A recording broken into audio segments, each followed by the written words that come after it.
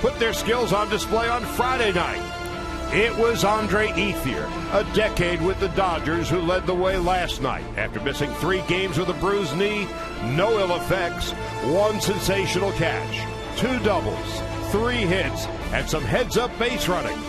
Meanwhile, the Dodgers behind Alex Wood's 7-inning, 3-hit, 4-strikeout performance. A perfect 8th inning from Chris Hatcher and a spotless 9th from Kenley Jansen.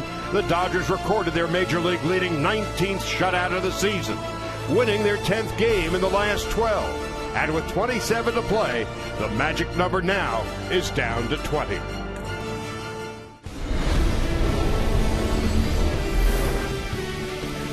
It's a beautiful day for baseball, and live from Petco Park in San Diego, Sportsnet LA presents the Los Angeles Dodgers and the San Diego Padres in the final game of this 4-game series. Again, everybody, Charlie Steiner, Nomar Garcia-Parra, Oral Hershiser. The Dodgers, a 2-0 win last night. Their Major League leading 19th shutout are now a season-high 19 games over 500. And as they look to get out of town today, Corey Seager is going to be making his 3rd start, this time at third base. Yeah, he's back in the lineup. And, you know, September call-ups are called up to see, one, how are they going to be affecting the team possibly next year? Also, to get some experience here up in the big leagues. But if you're a team that is in the hunt for the postseason, they can also make an impact. And Corey Seager so far has made an impact. He got his first big league hit, that double, and then he got a 3-0 with base runners in scoring position pitch, and he takes that into center field and knocks a couple of runs in. He's swinging the bat very well, and he also provides some versatility where he can play third base and shortstop, so he does it with his glove as well. We're seeing a bright future here in this young star, but right now the bullpen seems to be doing pretty well too. They are rounding into shape. You know, we take a look at Alex Wood yesterday. He looks like he's going to be the number 4 starter. Brett Anderson going today. But the thing that's really coming into focus is the tail end of the Dodger game. Luis Avilan, J.P. Howell, these guys look like they're going to be the lefties. Avilan getting lefties out consistently now. Chris Hatcher looking like he could be the guy the Dodgers call on late in tie games and when they're barely ahead in the 8th. And the guy at the end of the game with the devastating slider that he's added to the arsenal, Kenley Jansen, is really looking like a shutdown closer. Andrew Kashner is going to go for the Padres today. Brett Anderson in search of his 9th win of the season. Alana's coming up next, and the lineups in first pitch from San Diego.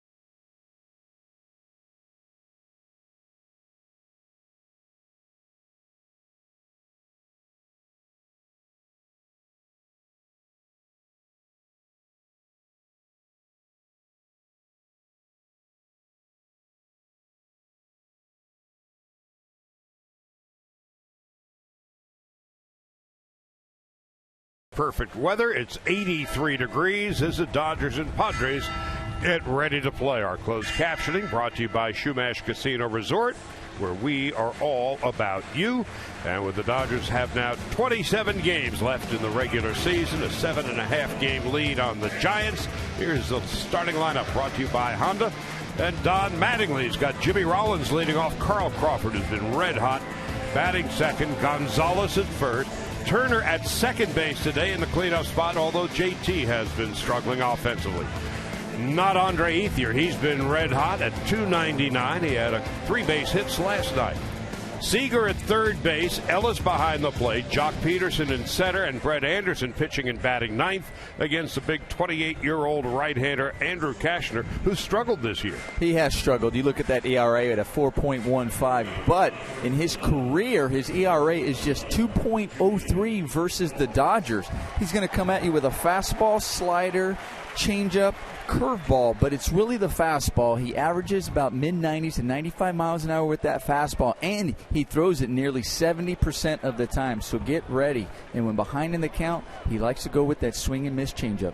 In Game 3 of the season, Dodgers would beat the Padres 7-4 at Dodger Stadium. Cashner gave up 3 home runs to Adrian Gonzalez, and that was the beginning of what has been a rugged season so far for Cashner. Rollins fouls it off, and we're underway. Jimmy Rollins at .222 with 13 home runs and 41 runs batted in. Crawford and Gonzalez to follow. Padres at 65 and 71, 12.5 behind the Dodgers, and they're just counting down the days.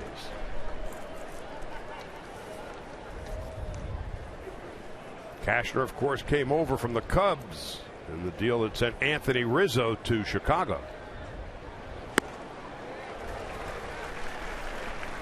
One ball and 2 strikes to Rollins.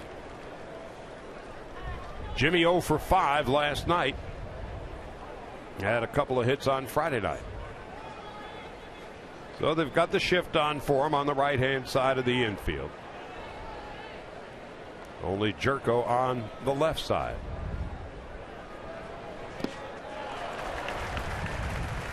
Rollins down on strikes. Defensively behind Cashner today, Upton, Myers, and Kemp in the outfield. The experiment of Jed Jerko, a second baseman by trade. He's at shortstop. Solarte's played very well for the Padres. Spangenberg and Norris on the right side. Austin Hedges catching for the second consecutive game. Now Carl Crawford. Crawford loves the month of September. In his career, hitting .312. Of all the months in the season, September is his best month. Normally a slow starter, Crawford, .267 in April. Then as the season wears on, by August he's at .298. And as you see, .312 in September. So when the games count, Crawford looms large. And it's 2 balls and a strike. Carl Crawford has another thing that he loves, and he loves facing the Padres. Among active hitters, he has the highest career batting average, .345 against these Padres. So between the combination of September and the Padres, good things on the horizon for Carl today. Well, at least that's what the numbers say. 2 for 4 yesterday. And a home run on Friday night.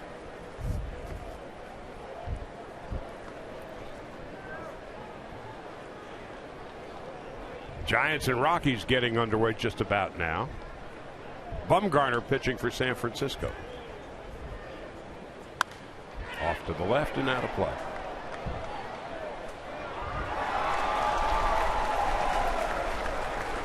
Cashner came over to the Padres in the winter of 2012.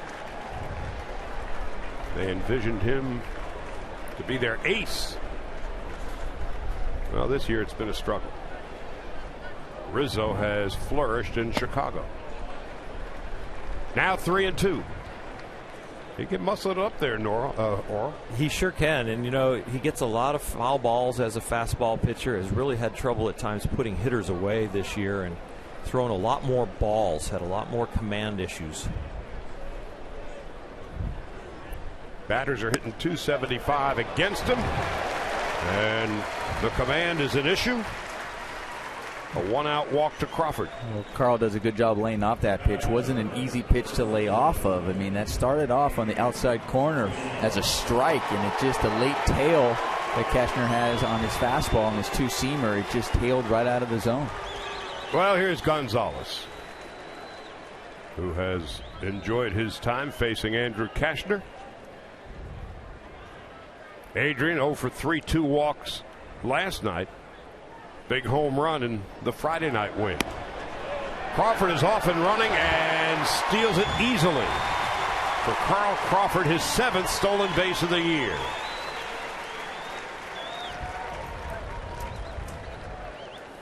As a hitter, you love the fact that he just goes early. I mean, the very first pitch, it allows you as a hitter just to take one so he can get into scoring position. You have no problem with that, because now it just changes your entire at-bat right here. Now you're just looking for something to get out there to get a nice base hit to drive him in. Crawford's 7th stolen base of the year. The Dodgers are now 14 for their last 14 in stolen base tries. They've been perfect since August 29th. And that's the 4th stolen base in about 10 days for Carl Crawford. So Gonzalez on 2-0. 3 balls and no strikes. These are the kinds of games down the stretch where you've got a team in contention to win a division against a team that isn't, where you want to get out and score runs early, set a tone, and take it to them. Yeah, you really feel like you can control the emotional side of the game if you can set that tone. Gonzalez takes a 4-pitch walk.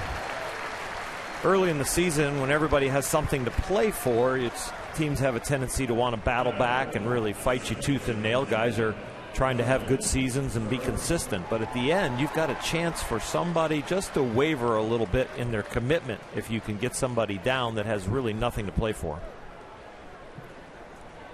Justin Turner stepping in. As you see, the last 20 games, really since coming off the disabled list with that staph infection, he has struggled. Turner 0 for 5 last night. And did not play on Friday night. 1st and 2nd, 1 out. Hit by a pitch, and the Dodgers have been given a gift wrap package. Bases loaded, nobody out, and they haven't put the ball in play.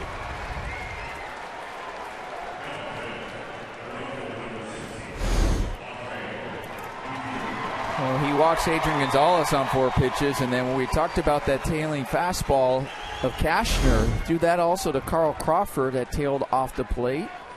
And now that one tails so far and hits Turner. Good thing it looked like it didn't hit him just square. It kind of nicked him a little bit. Better that than, he's already been beaten up enough this year. Well, here's Andre Ethier. What a night last night. Flirting with 300. Bases loaded and 1 man out. Fly ball left field. Upton going back. He'll have some room. But tagging and scoring is Crawford. And the Dodgers take a 1-0 lead without the benefit of a hit. Sac fly for Ethier, his 43rd run batted in.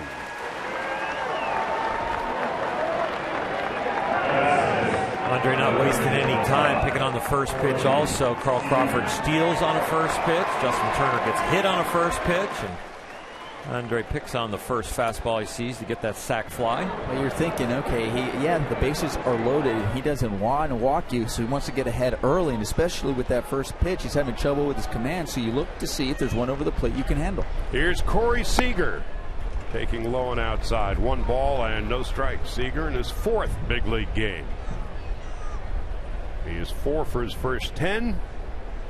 2 doubles, 3 runs batted in. Gonzalez leads from 2nd and Turner from 1st.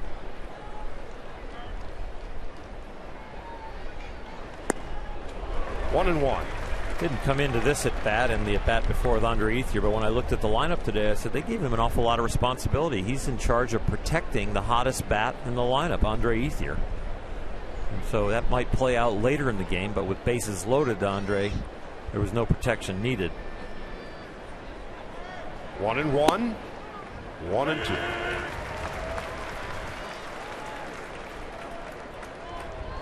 So Cashner already at 20 pitches. 2 walks, a hit batsman, and the sac fly by Andre Ethier. And so the Dodgers with the early lead. Seager takes call strike 3, and that's going to do it. 1 run, no hits, and 2 men left. Brett Anderson about ready for his 27th start of the year. In search of his 9th win, will have a run to work with.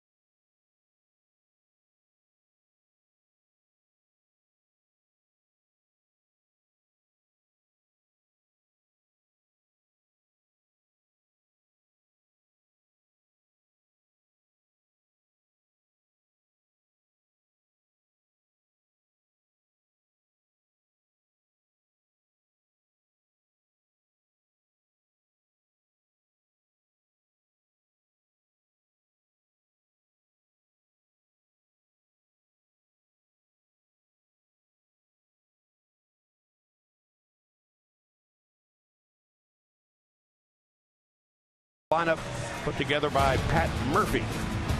Brought to you by Honda. Solarte's had a great series, starting at third base and leading off Jerko, an experiment at short. Kemp has been hot, Upton in left. Norris caught the first couple of games playing first base as he did last night. Myers, who played at first base and center field. Spangenberg at second. Hedges catching. Cashner pitching. And Brett Anderson, the 27-year-old lefty, making his 27th start. Solarte takes a strike, and it's 0-1. The innings that Brett has thrown, that total is greater than what he's thrown combined the last 3 years. So some people are starting to worry about fatigue, but I don't really worry about that with him. He has been very focused on his endurance and his training and staying healthy this year. And even when he goes deep into games, as you come around the third time around the order, he has a higher ground ball percentage year over year. Or he understands when he gets a little tired that it's about location and keeping the ball down, and he's a ground ball machine. About 2/3 of the balls put in play are on the ground. Jerko on deck and Kemp to follow. Ground ball up the middle into center field. Solarte has just been on fire this weekend. That is the weakest hit he's had in the series, but he finds a hole. Brett Anderson will not critique himself on that pitch or that hit. When it goes a 5-hopper, just happens to get through the defense. He wants more of these. You just hope that the next one is hit at somebody and you get 2 outs on one pitch. Solarte is 7 for 12 against the Dodgers this weekend. That would have been a double play ball if there was a runner on first base. They just have, with nobody on, they play Solarte more to pull in the hole, and that's why it finds the hole. Get the same ground ball right here. Now Jerko. Jed Jerko at 243, 12 home runs and 44 runs batted in. Jerko 0 for 4 last night. Hit a home run on Friday. And Matt Kemp is on deck.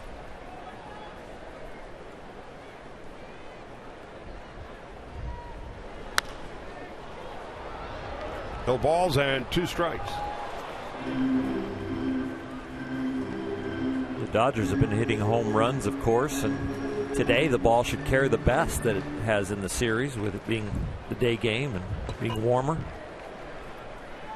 So Jerko at shortstop for the 10th time in the last 19 games.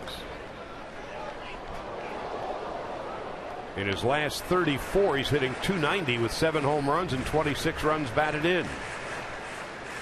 Struggled early in the year, so they sent him down to just get his head straight. And then they brought him back. They gave him a lot of money to be their future second baseman. That didn't work out too well. They still think he can hit.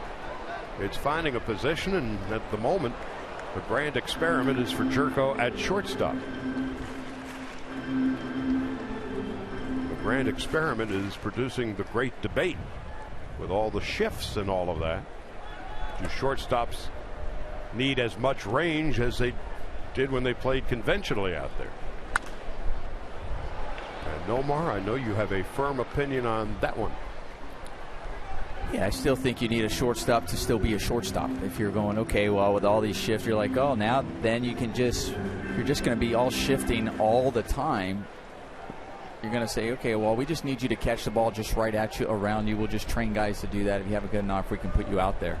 But then there's those times when you don't need a shift, when you need a double play, then what are you going to do? There's a lot more to the position than just going over to the shift and assume that that's all it takes. Into right at Ethier.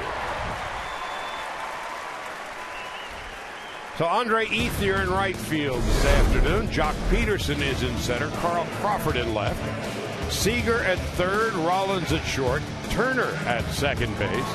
Adrian Gonzalez at first. A.J. Ellis behind the plate. Mattingly saying before the game that Ellis was going to start today regardless of the prolonged slump of Yasmani Grandal, who is 0 for 33 and 1 for his last 43. Day game after night game, and so it is Ellis behind the plate as Matt Kemp steps up to the plate. Kemp at 268. Takes a strike, and it's 0-1.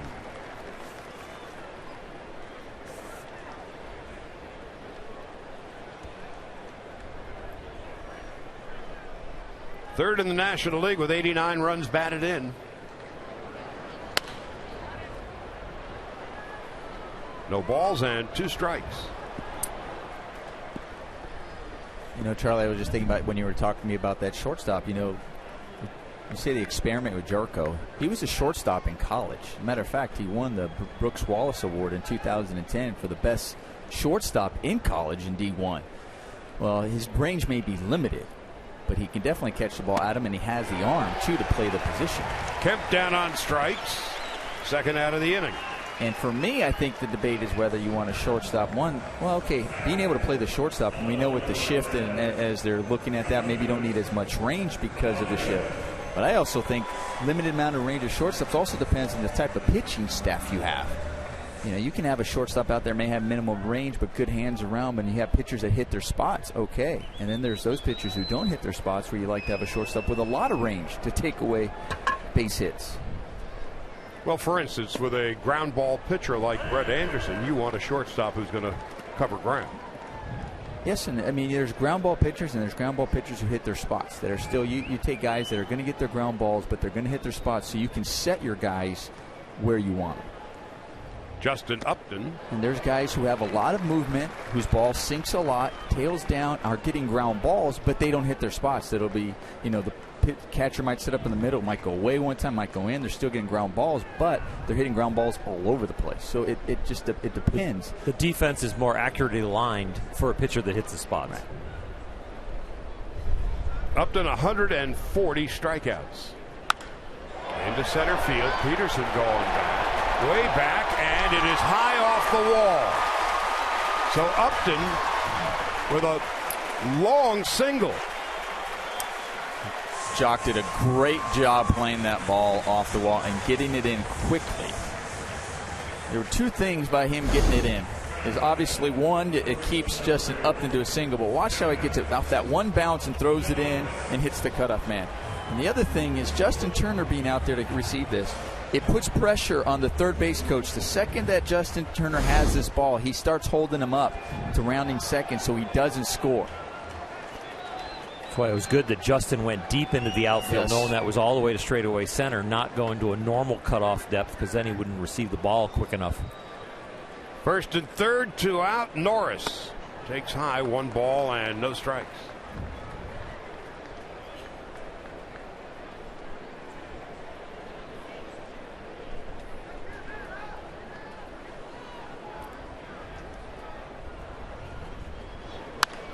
Off to the right and out of play. The base hit by Upton off the wall in center looks eerily similar to the one on June the 14th, maybe the best catch of the year. Game-saving catch. Remember that one? That one, he made the read that he could actually catch it, and in the situation, he needed to catch that ball. Like you said, Charlie, game-saving catch, and what a great read he makes today on the longest single we've seen all year. That would be a neighborhood play, wouldn't it? It was definitely in the neighborhood. That's the theme of the series. In Mr. Hersheiser's neighborhood. Yeah. 1 and 2. If I could give up singles like that, I could still be pitching. So first and third and 2 out. Padres have out-hit the Dodgers, and the Dodgers have a 1-0 lead. Solarte at third and Upton at first.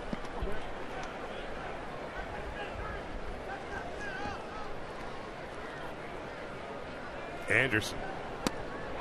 Just high and inside. 2 and 2. Brett thought he had strike 3. I think Pitch Track thinks he's got strike 3 also. So it's 2 and 2 with Will Myers on deck. There goes Upton. Pitch is up and in. 3 and 2. Upton with his 19th stolen base of the year. That's a big stolen base. Get another guy in scoring position. Last 2 pitches have been up. Now the 3-2. That one down, and the bases are loaded.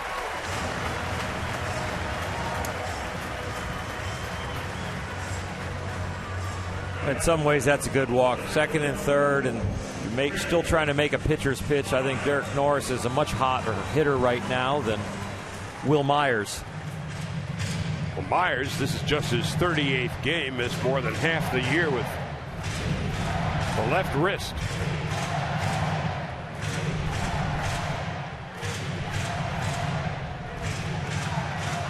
Had a bone spur removed in June. Comebacker, and Anderson's got it. Throws a strike to Gonzalez and gets out of it. No runs, 2 hits, 3 left. After 1, the Dodgers won, and the Padres nothing.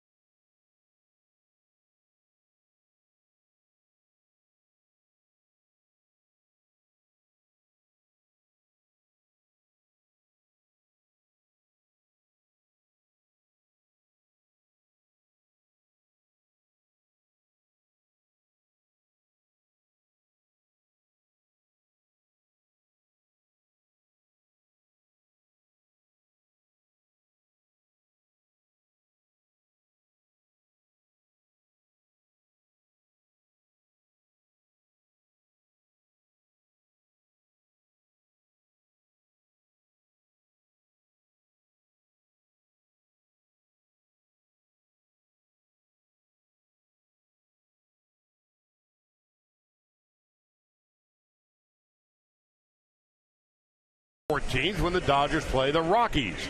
And pick up your own Eric Gagne pin, the 7th in the Cy Young Pin Collector Series, presented by 76. For more information, visit Dodgers.com/promotions. A.J. Ellis will lead it off for the Dodgers here in the second. A.J. had 236, 4 home runs, and 12 runs batted in. And so with the Dodgers leading 1-0 in the top of the second, they're in the top of the second in Colorado. And the Rockies have taken a 2-0 lead. Cargo an RBI, Rosario a sac fly. That's against Madison Bumgarner. So of course, we'll keep you up to date on that one. The Dodgers 7.5 in front of the Giants, 8 in the loss column. After today, 26 games remain. Ellis takes a strike.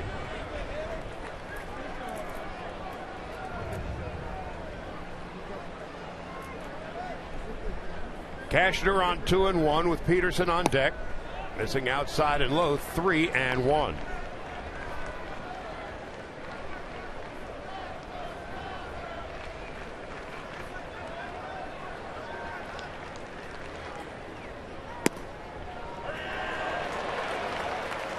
Ellis thought he had ball 4. Ted Barrett, the crew chief, said, strike 2. A lot of run on Cashner's fastball today.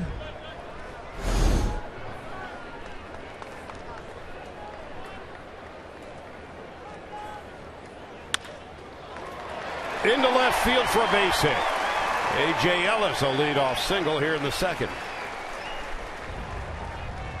Good job coming back. You thought you had ball 4. You worked 3-2. Instead of getting just frustrated, just find the hole and get a base hit. Good job by A.J. Ellis. And that'll help with the chemistry behind home plate when he's back there catching Brett Anderson and his relationship with Ted Barrett. That's one thing. Ted Barrett is one of the easy ones to get along with. Mm-hmm. Even when he makes a mistake, he's well respected throughout the league because he's one of those guys you can talk to, and he'll even say, "Yeah, I may have missed that one," and you appreciate that. A motorcycle riding umpire used to be a prize fighter. So you don't want to mess with him on any level. Yeah, that's the other reason, too. You're like, hey, Ted, how you doing? Hope you're having a good day. Don't get mad. And he is a free-spirited guy. So here's Jock at 212. 24 home runs and 50 runs batted in. Taking outside. Peterson, 1 for 2 and 2 walks in last night's game. Had 3 walks on Friday night. And was 1 for 5 in the series opener on Thursday. There's a strike. 2-1. Brett Anderson is on deck.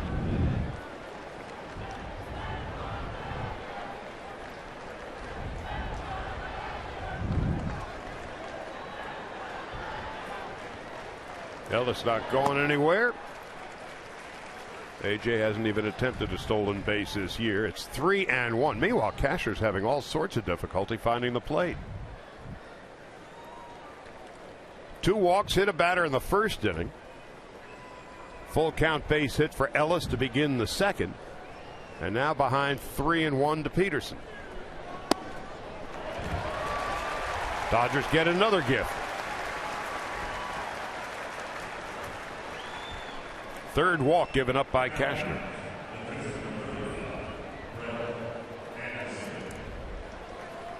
Anderson's 9 sacrifice bunts this year, more than double his number of career base hits.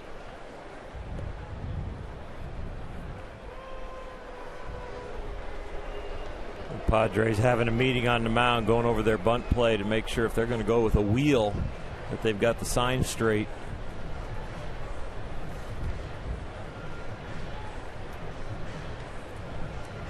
So the 6'5", 230-pound right-hander out of Texas, Andrew Cashner, is struggling. Now can the Dodgers take him to task?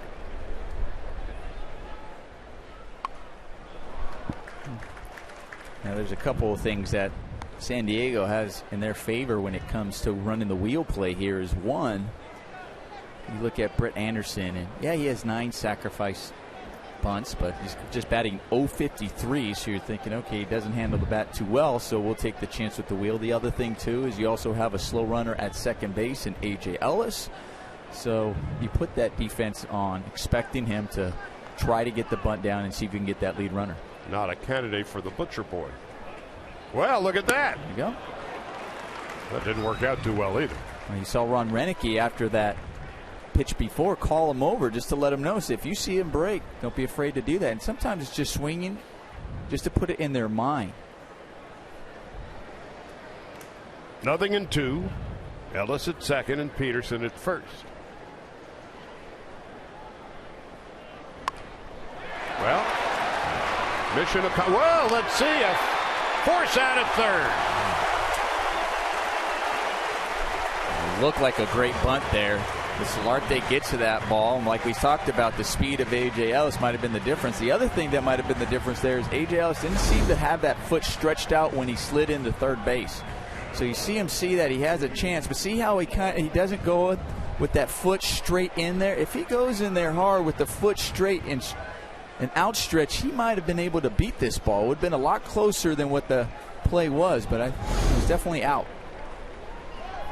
Meanwhile, also nicely played by Solarte, who has shown this weekend he's quite a little player. So Peterson at second, Anderson at first. Jimmy Rollins hitless in 3 at-bats with runners in scoring position last night, hitting just a .144 on the year with runners in scoring position. That's tough right there. You have the wheel play on, and Brett Anderson had a nice bunt. I mean, that was really well placed, but I think it was just the speed of AJ that created that, because Solarte's first thought was to go to first and not to third. Rollins into left center. That's Will Myers. Runners go halfway and retreat.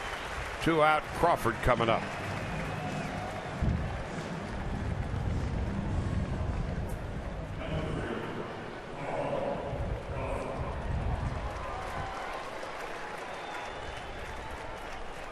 So Crawford, in his career against the Padres, .345.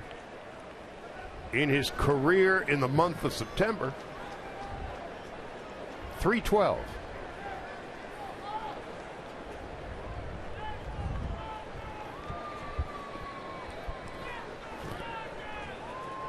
Walked, stole a base, and scored a run in the first inning. Takes a strike, 0-1. Crawford 2 for 4 last night, an RBI. And since August 28th, last now 10 games, Crawford .367.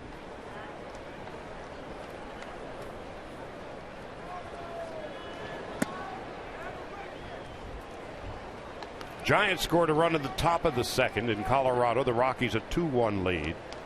Brandon Belt with an RBI.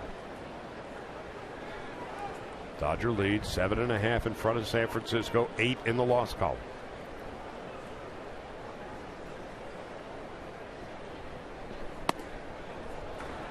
Two and one.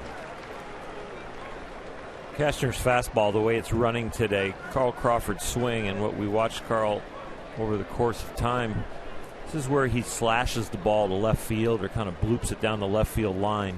He has a pretty good feel for putting the ball in play on that away corner. Into center field, Myers over the shoulder making the catch.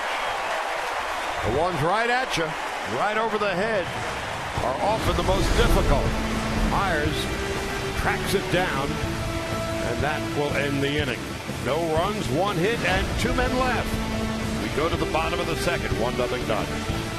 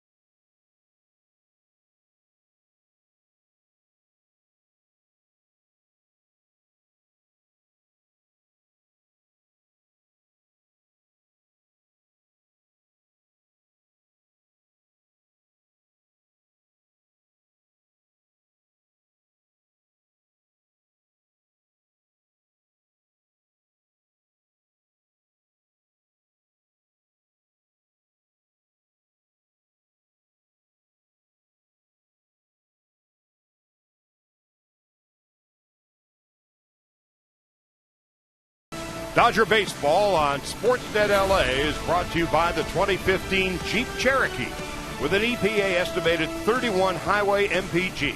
It's the perfect choice. Visit Jeep.com today. Just another beautiful day in the neighborhood. Brett Anderson has a 1-0 lead as we go to the bottom of the second. Corey Spangenberg, Austin Hedges, and Andrew Kashner. So the Dodgers, first 2 innings, have left 4 men on base. Have a 1-0 lead to work with.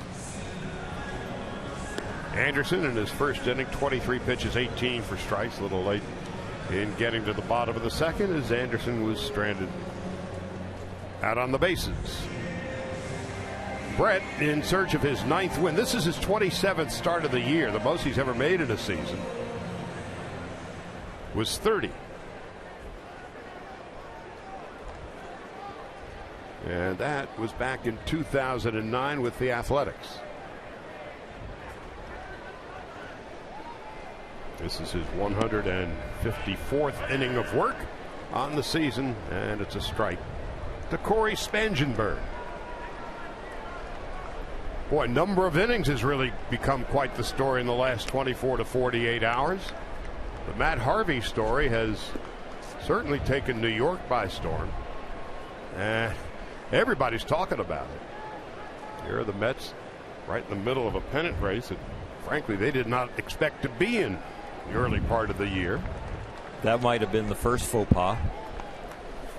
If they were thinking about protecting his innings but thinking that they weren't going to be a competitive team, it would have been easy just to plan that out.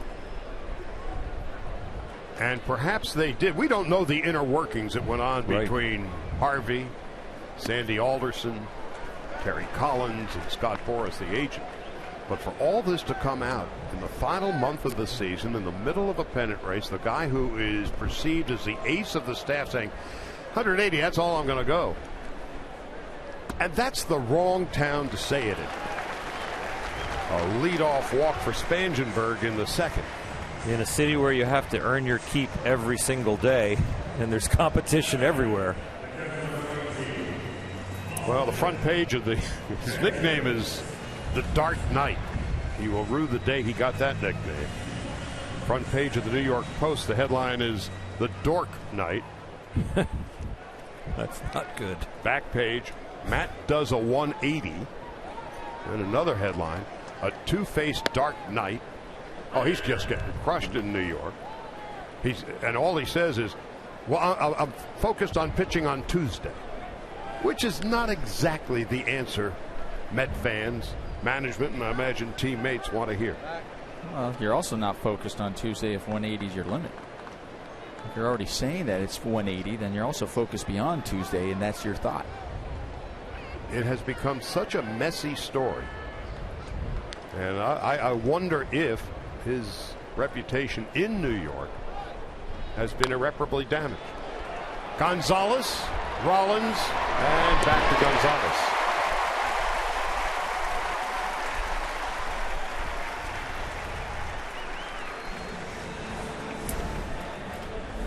That's what Brett Anderson does so well. Okay, you get a leadoff walk, but he always stays composed, knows he gets a lot of ground balls, knows that he can get that double play ball to help himself out. And those guys turned it perfectly as we had a look at the Carl's Cam instant replay. So just like that, 2 out, nobody on. And Andrew Kashner. Over the course of his career, not a bad hitter. However, this year, he's under 100. And he, on occasion, will go out and pinch run. Back to the Matt Harvey situation a little bit. Just for me, it's about so much concern about the future compared to, how about the present tense? How about winning a championship? Yeah. You know, how do you feel? How about you threw 178 innings in 2013, and we've kind of set this artificial barrier up, but have we really talked to the player and looked at the stress level of the pitches? I mean, just take the flip side. Let's say he's not feeling good, and he's like, oh, it's barking. Well, you're not at 180. We'll figure it out by then. I mean, it is exactly how you feel. Kashner into center field. And Peterson tracks it down. We'll pick up the thought when we go to the third. Nothing across for the Padres. Gonzalez, Turner, and Ethier will bat when we come back.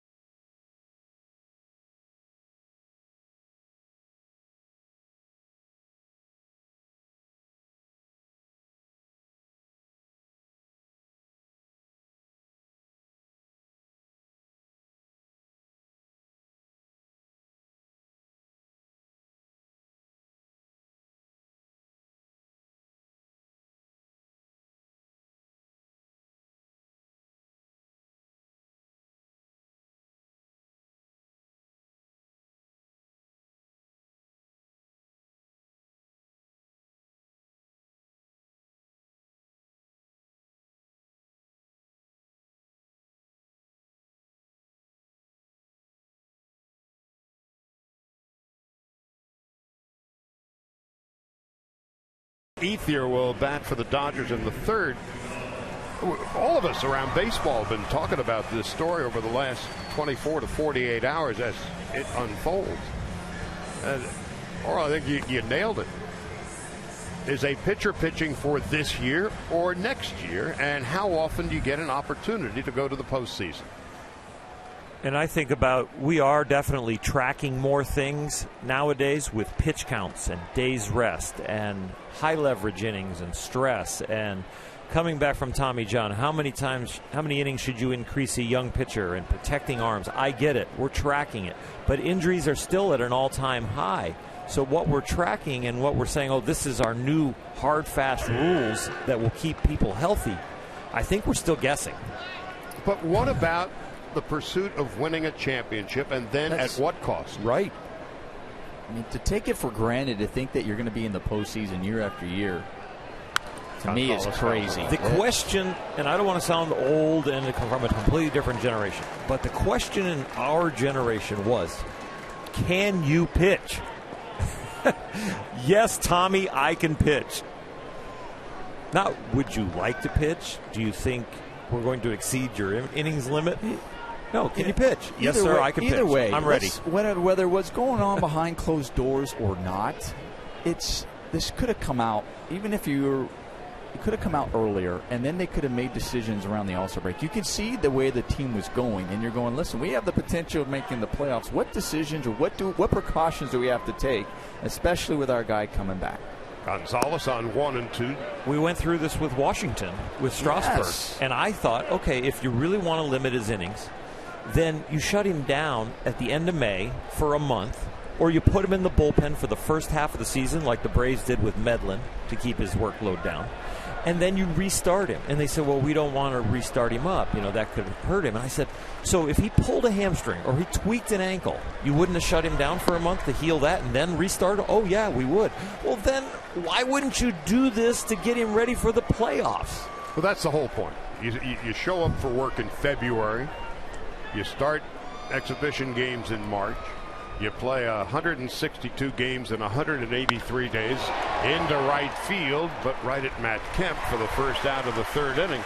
For the whole idea to play and win 11 games in October. But if you're going to shut it down in the third week of September, what's the point? What have you just accomplished? I guess it has to start becoming part of the planning for an organization that we only have going to get 180 innings, so we're going to start you up in May and make sure that if we make it, you've got some left, and if not, you've had a well-rested season. And do we prorate your pay based on, well, I'm not sure I can go that far? Yeah. the perception of the story. Again, we don't know all the facts. The inner workings. No. The perception is, here's a guy 3 weeks from the finish line said, I'm all worried about is Tuesday. We're paid to think about it, debate about it, bring it up. And New York is not the town to say that kind of stuff in. And he is getting crushed. It's as big a self-inflicted PR disaster for a player as I can remember. After what Madison Bumgarner did last year in October and the day's rest and coming in out of the pen and doing what he's done on the heels of that, and others that have done it. How about Randy Johnson, CC Sabathia, and all the different, He gets traded to Milwaukee in his free agent walk year, and he pitches on 3 days rest like 3-4 times. Yeah. This just and volunteers to go to the bullpen. Doesn't look good. It's a Turner on 1-2. 2 balls, 2 strikes. He was hit by a pitch in the first inning. Dodgers a 1-0 lead. And the fear of the player has really been developed by medical and management. Players never go, well, I don't know if I can pitch. I'm up to 166. Player never thought that. No, that's definitely been brought on by outside influences. Yep. The pitch count in itself, I remember in my generation that we started counting pitches, but it never was a reason to take you out of the game. Into left center field. Myers with the sun reflecting off his glasses. You talk about that pitch count. I've had teammates where when they hit that 100, it's a different just body language out. Like they're looking up. Like there were times I was going, I'm supposed to be tired. Right. It's like, I was like, how do you feel? And there are times I remember with that teammate, I was thinking, please, if when we're at home, make sure you can't show the pitch count, because he'd have no idea. He'd probably throw 150 if you didn't show it, because he looked strong out there, but that 100 hit, and it was just deflating to him. And because it's been brought in the mind of everyone, I felt like the responsibility came back to me. If I said to somebody I was tired in the 6th, the responsibility really, I was scared to say that. That meant I'm not in good enough shape. Yeah. Right. To go 9. There are people going 9 and throwing 140, 150 pitches, and I'm going to tell somebody I'm tired in the 6th? I'm just telling somebody I'm not doing the work. There's a strike. 1 ball, 1 strike. And again, you nailed it, Oral, when you said, forget about next year. You're being paid to pitch this year. This is what you are contracted to do. And I don't say you're wrong, but I don't want to say something about money compared to just play. You played to win the game. The one today. Dodgers 1-0 after 2.5.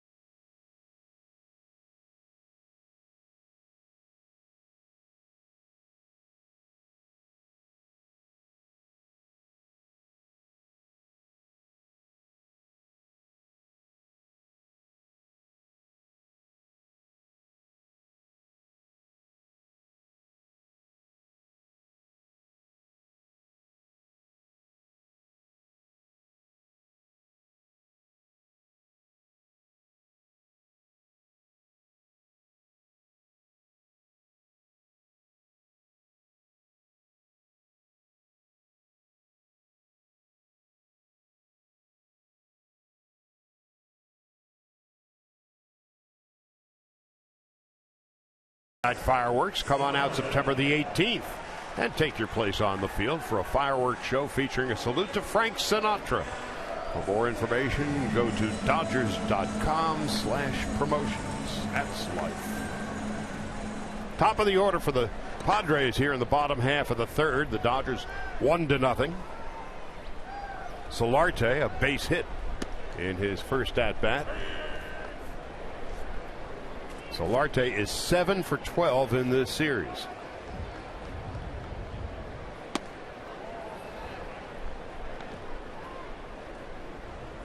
It's turned out to be quite a trade for the Padres, who sent Chase Headley to the Yankees. Hey, he's human after all.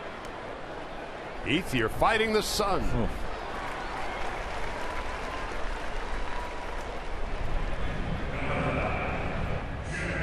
Made you nervous when you see that glove go up from Ethier, and that was not an easy catch. Stayed with it though, and it's like, all right, oh, it's a routine pop-up. Well, nothing routine about this. When you're fighting the sun, he's got the glove up, you're hoping he sees it, and he's hoping, okay, it's coming out of the sun. Is there any coaching tip on trying to wait for a ball to get out of the sun? Are you looking a certain place? Are you? You know, I've heard some people say, oh, you move to the side. Well hit to left center field. And Jed Jerko has just hit a home run to tie the score at 1, his 13th of the year. 15th given up by Anderson. Andre Ethier didn't lose the ball in the sun, but Jed Jerko just lost that one over the left field wall. Brett Anderson, a ground ball pitcher, but you see where the glove is. AJ has to lift it up, and that's down the middle, and Jerko doesn't miss it. He hit a home run on Friday night. In the series, 3 home runs, 5 runs batted in. And here is Kemp, who's been on base by hit or walk in 25 consecutive games. Struck out in his first at-bat. And it's 0-2.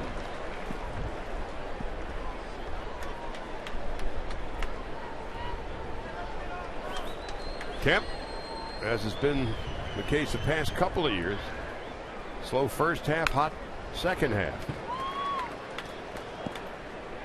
Third in the league with 89 runs batted in. Last 20 games, 333 with 7 home runs, 29 runs batted in.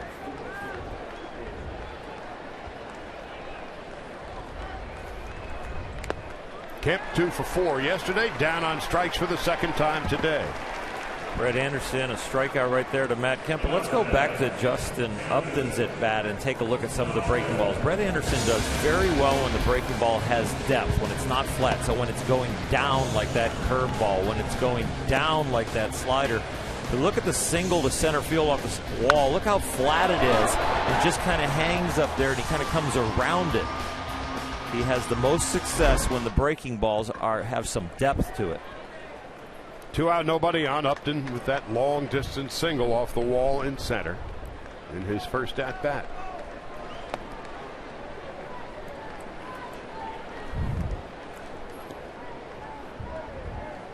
Bottom of the third in Colorado. Rockies 2-1 over Bumgarner and the Giants. Derek Norris on deck.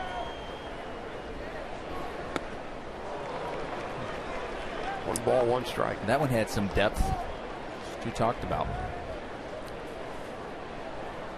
It's not about the size of the break. I'll tell you what, if you can make it go down, because I'd rather you try to get away from the barrel of the bat horizontally, vertically than horizontally. You want the ball up and down. The strike zone is so small, and you don't get the high strike as much, and the low strike down by the knees, so you got to make the ball go up and down. I think that's why the split finger is so important. The only pitch that really goes side to side that gets off the barrel is the cutter, you know, and because it does it so late. 2-2. And that cutter oftentimes isn't a pitch for a swing and miss pitch. It's more just so you don't barrel it up. Yeah, it started out as a jam pitch. Now guys are even using it on the other end of the bat.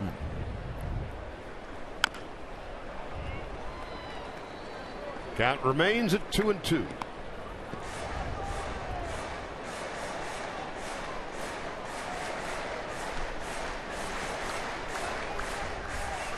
Dodgers will head north after the game. Some will drive home to Los Angeles and then commute back and forth to Anaheim for the next 3. And others will stay at a hotel in Anaheim. Here's a 2-2 line foul. Just one more point on that, vertical and horizontal. If you think about the sweet spot on a bat, there's a larger sweet spot end to end than there is up and down, where the pop-up, the line drive, and then the ground ball are. So when you can make your movements more up and down, you get off the sweet spot a lot quicker on a bat. Outside, 3-2. The Jerko home run, his 3rd of the series, his 13th of the year, has even the score at 1 with 2 out here in the bottom half of the 3rd. Up and down on strikes. 3rd strikeout of the game for Anderson. But Jed Jerko, the home run to left center, has even the score at 1 as we go to the 4th with Seager, Ellis, and Peterson coming up.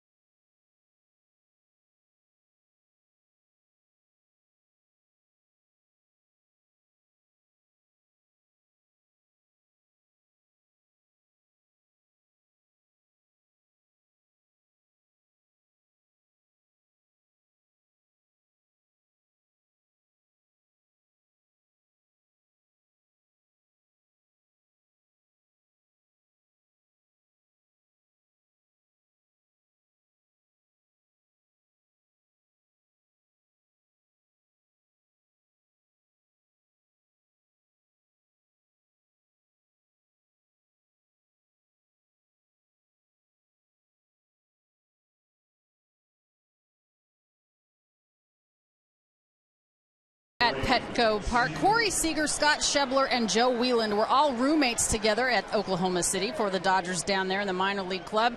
And they were all supposed to vacate their place on the 8th. Well, then Joe Wieland got called up, so it was left to Schebler and Seager to clean out the spot. And then Schebler got called up, so it was all left for Seager to be able to do it. Then Seager got called up, so he put all of his stuff in his car, and then the guys were like, well, who the heck is going to clean out the house? So that is what Scott Schebler's parents are doing now, guys, cleaning up their place so their boys can be in the show. The parents cleaning up the mess after the kids again. Seager backhanded off the glove of Solarte. Probably a base hit, but the way things have been scored in the last week or two. Chris Conroy, I don't think, is a scorekeeper, so. It goes as a base hit. And so Seager now is 5 for his first 11. Oh, it's a neighborhood.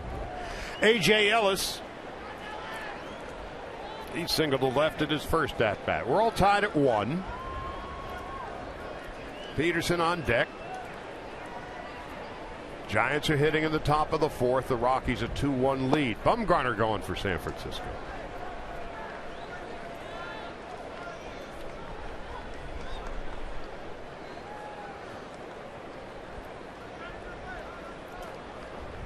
Ellis with his base hit at 242. He's had a solid second half of the season while Grandal has been struggling. A.J. Ellis, that is a long elevator ride up from where he came. He started out very slow and looked like his bat might have gone south for the rest of his career. He really turned it around. He's got a hit in 22. Or has reached base in 22 of his last 24 games. Since June 12th, he's hitting .319.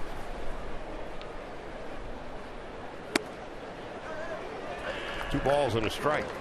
The Giants catcher Buster Posey has just hit his 17th home run of the season.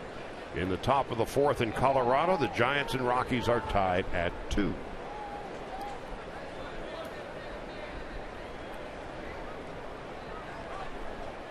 There goes Seager. Double clutch on the throw. No chance. Seager's first big league stolen base. Only had 4 down there in AAA and AA combined this year, but right here looked like they're playing a little hit and run, and Seager swipes it anyway, even with the swing through by A.J. Ellis. You see the glance in there over his left shoulder, checking to see if the ball's in play. A.J. swings through the high fastball, a little double clutch, and a SB for the young man. And that's his first. Ellis into left, and Upton is there. First out of the 4th, Peterson coming up. And Corey Seager in his minor league career so far, and hopefully he'll never go back to the minor leagues. 28 stolen bases, 9 caught stealings. It is 2:12 on Sunday afternoon, September the 6th. The chances are of him going back to the minor leagues from now until the end of his career are fairly remote. I'll take your side of the equation. Peterson takes a strike. Yeah, let's slip him in there and bat him 8th, see how he does. Oh, did pretty well. Let's bat him 5th. Sure. Let's move him to 3rd. Let's bat him 6th today.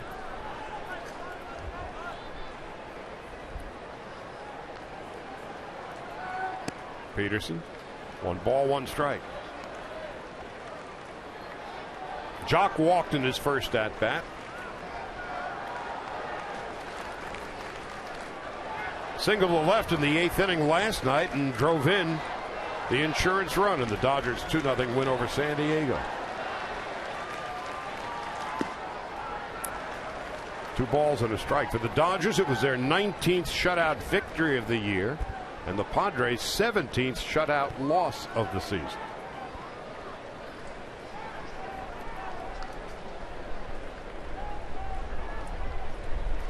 Camouflage Sunday in San Diego.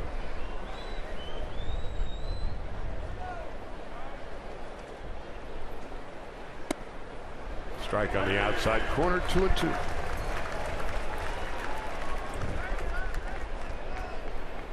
There they are every Sunday. Upstairs down the right field line. And thank you very much for your service.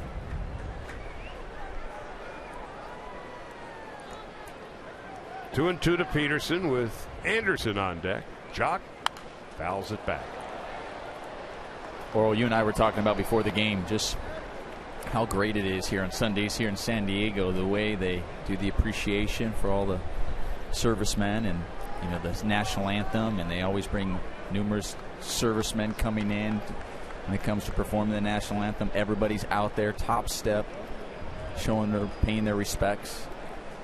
Yeah, it's very well done and very professionally done. And I like the fact that they're wearing the camouflage jerseys here in San Diego. Out of respect for that, they do a good job here. 2 balls and 2 strikes. Inside low, 3-2.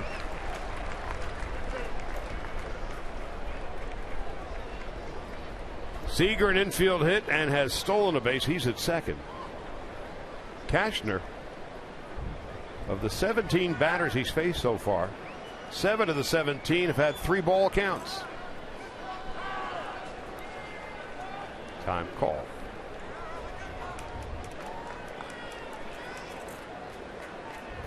So Cashner's shelf life would appear to be expiring pretty soon at this rate.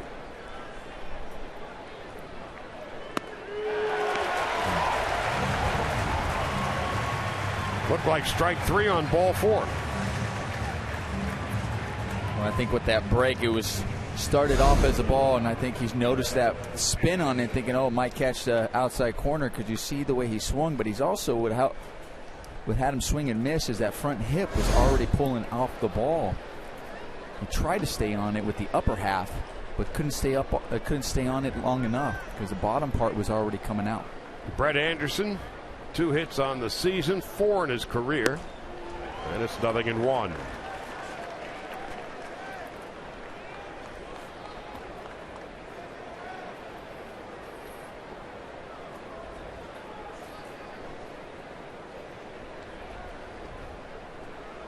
Anderson attempted to sacrifice at his first at-bat, but A.J. Ellis was forced out at third. 0-2.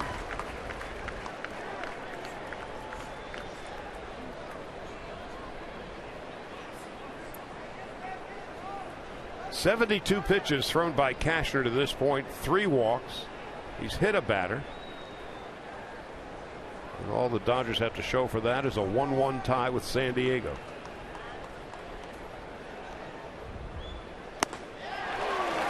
Fourth strikeout.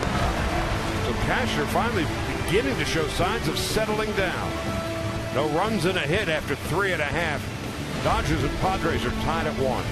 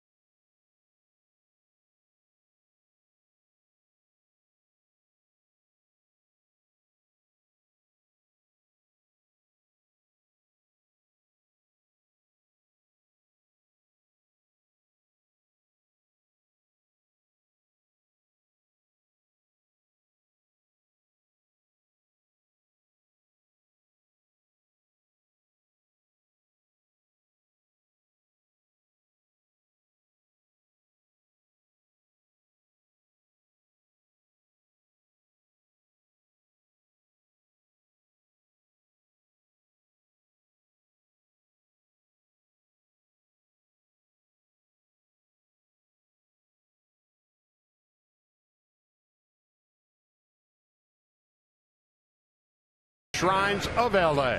Join us for the premiere episode as Sandy Koufax, Fernando Valenzuela, and others share their fondest memories of historic Dodger Stadium. Don't miss Sports Shrines of LA, Dodger Stadium, later today, 5 o'clock, right here on Sportsnet LA. So the Dodgers have left 5 runners on base so far today, and are 0 for 7 with runners in scoring position. Yeah, that to me is the big number right now, Charlie, when you say that 0 for 7 for runners in scoring position coming into this game. During the series, they've been 6 for 42 at runners in scoring position. Just a 143 batting average. It's a good thing they've been getting some pitching lately. Dodger starters since August 14th are 11 and 4 and a 2.52 ERA. Opponents are hitting .218 against the Dodger starters. So the Dodger offense has been teasing. Norris walked in his first at bat. 243 with 13 home runs and 56 runs batted in. 0-2. Will Myers on deck, Corey Spangenberg to follow. Rockies hitting in the bottom of the 4th, tied with the Giants and Bumgarner 2-2.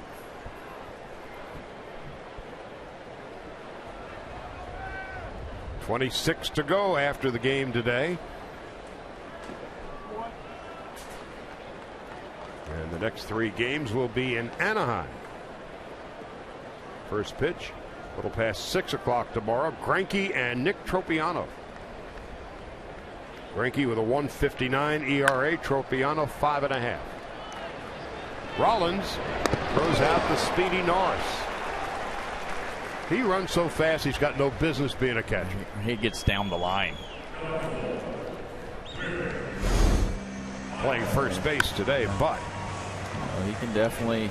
He runs hard, and a lot of times, when we talk about somebody who, he plays the game right, and you're judging about how they play the game, a lot of time that judgment comes on how they get out of the box and run down to first base. And Derek Norris is one of those guys you say he plays the game right because he runs hard all the time. Now Will Myers takes a strike, and it's 0-1.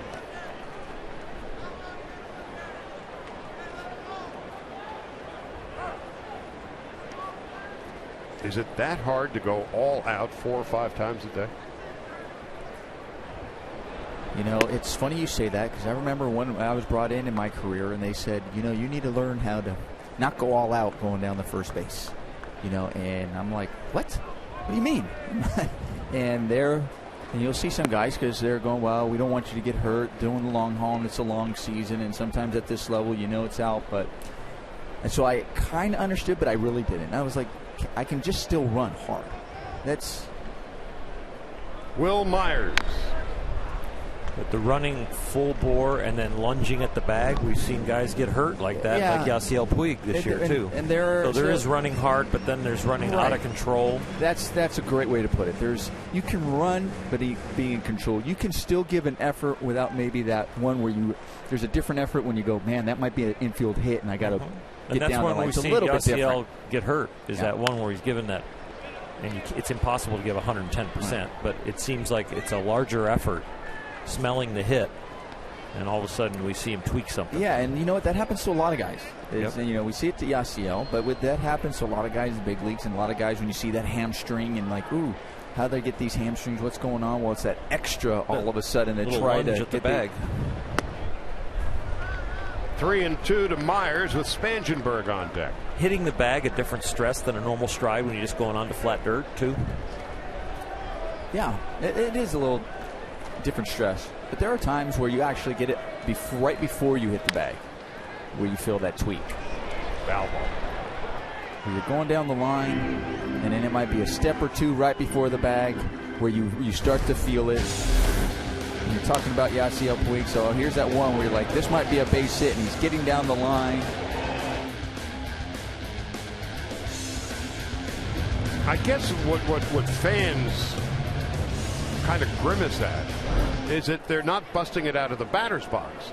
Putting it into overdrive the last 4 or 5 steps, okay.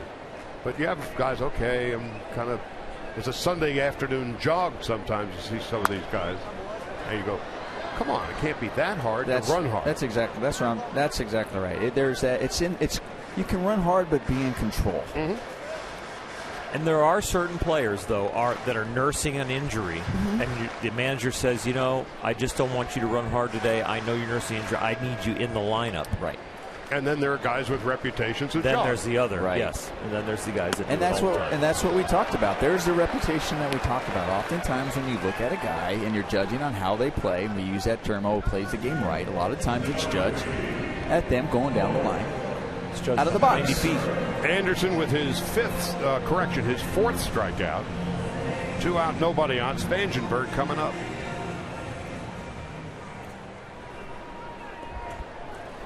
Spangenberg walked in his first at-bat. Tied at 1, 2 out, nobody on in the 4th. Seager way inside the cutout at third base. Spangenberg doesn't have a whole lot of power, has great speed. And so Seager's about 5 steps on the grass at third base. 0-2. Now he'll retreat.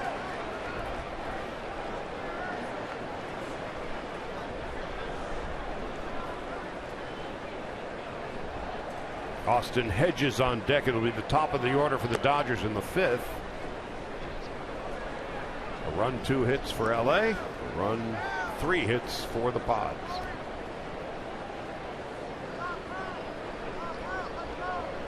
Anderson. Comebacker. Spangenberg is retired, and that'll end the inning. 5 in a row retired by Brett Anderson. So we'll see Jimmy Rollins, Carl Crawford, and Adrian Gonzalez when we come back for the fifth.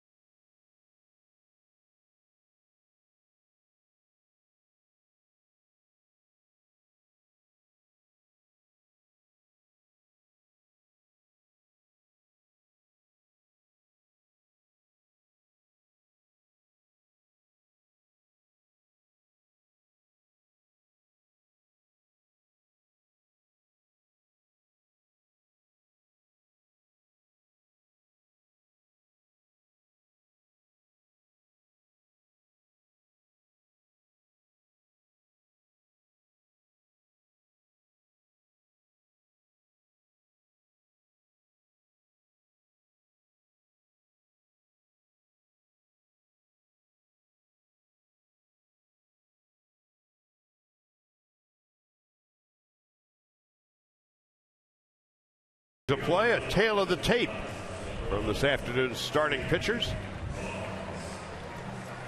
Each has struck out 4. Cashner has walked 3, hit a batter. And we are tied at 1. So the Dodgers 0 for 7 with runners in scoring position. That's really the most glaring stat of the day to this point. Loaded the bases without a hit in the first inning and scored a run on a sac fly. Rollins takes a strike, 0-1. Rollins has struck out and flied to center. Hitless in his last 6 at-bats. And it's 0-2.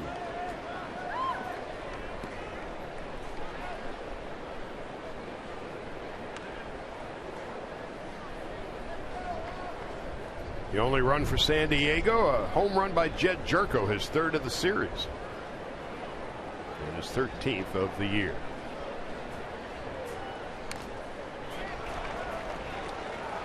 Got a piece of Austin Hedges. So Jerko, they're trying to turn him into a major league shortstop. As Nomar was saying, he played short at West Virginia.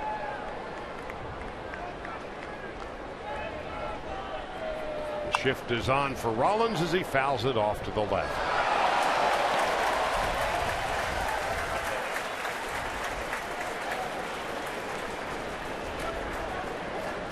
Sounds like somebody made a good play. Guy from Chula Vista.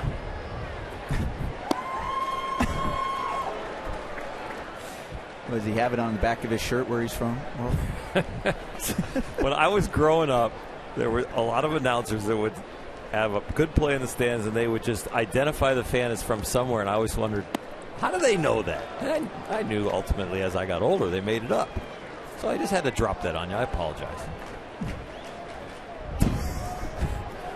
Skip Carey used to do it all the time. Ray Lane and Ernie Harwell, who I grew up listening to growing up in the Detroit area. My favorite record album of all time was The Year of the Tigers, 1968. It was an actual record album.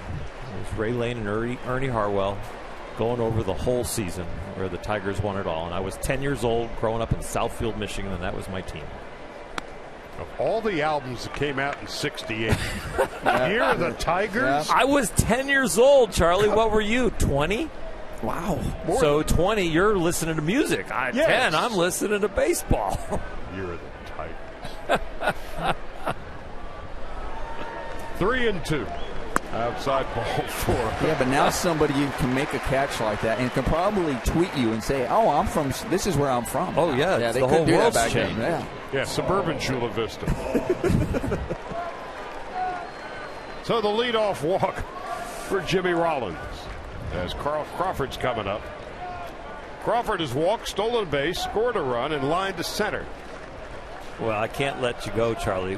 What were you listening to in 1968? Wow. Dylan, all right. Beatles, band. Okay. Harwell, no. Just the Beatles. The Beatles, not Ernie Harwell. All right. Gonzalez is on deck. Crawford, September is his month. I had the coolest math teacher. He let us, the World Series games, of course, were during the day. And he brought a television into the classroom during the game. It was awesome. As he should. Exactly. So you didn't groove the magical mystery tour at 16? No, we did statistics and math according to what was happening in the World Series game. He put it right into, he was a big Tiger fan, and he put it right into the math assignments of the day. Well, here are some numbers for you. Good transition. Carl Crawford, 345 lifetime against the Padres. Fouls it back. And in September, of all the months, Carl Crawford, his highest batting average over the course of his career has been in September, 312.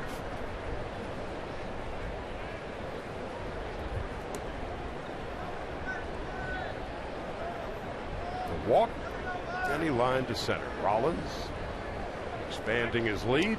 Cashner noticing. Dodgers have stolen their last 14 bases without being caught since August the 29th. Last 8 games, 14 stolen bases. That's more than any team in baseball. Rollins faking that time. And just as well as Crawford has been struck out. 5th strikeout for Cashner. Yeah, Rollins was thinking about going. He just, as he took off that first step, as a base stealer, whether you have it or not, or whether you like your jump, so he just stopped. But he's been over there really trying to pick a pitch that he can go on. Adrian Gonzalez stepping in.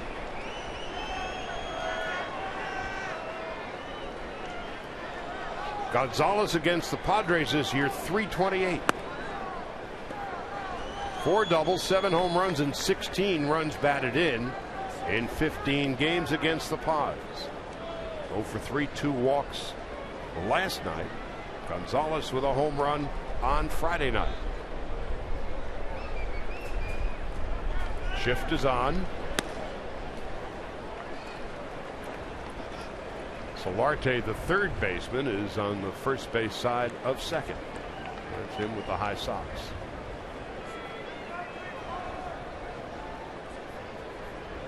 2-0, Turner on deck, and then Ethier. With this type of shift, I'm just thinking, I go, if Adrian, there's occasionally he goes the opposite way. If he hits that ball to the left fielder, even the one that when he comes in, Jimmy Rollins has a chance to go all the way to third because you have nobody there at third and Turco at the shortstop. So even a ball hit to left, you can still get first to third. Well, there goes Rollins. Throw down to second base from the knee, and it's not going to be in time. Rollins, his 12th stolen base. A quick thought on that, Nomar. As a pitcher, you're almost thinking the ball hit to your left, you go to first. The ball hit to your right, you're going to have to go to third with that shift nowadays. Yep. You have to be well aware of that. Everybody has to be aware of that now. Jimmy Rollins with that bag, and the Dodgers are turning into the high-flying Dodgers the way they're stealing bags now. 3 more stolen bases today, 16 for their last 16. Crawford a stolen base, Seager a stolen base, and now Rollins a stolen base. Gonzalez not the least bit happy with that call from Ted Barrett.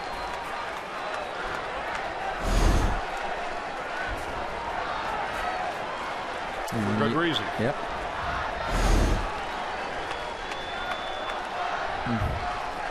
And it's really bothering him. And it should, because you're looking at a 3-1 count compared to this 2-2. You're in a hitter's count with a man in scoring position.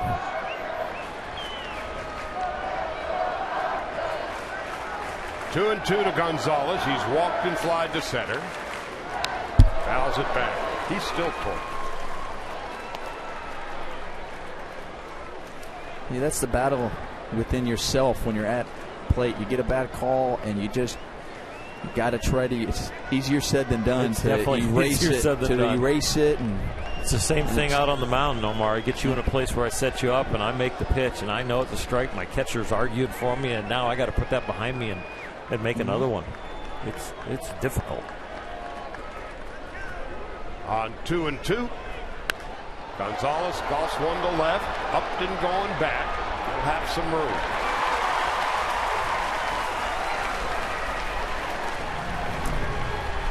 Two out.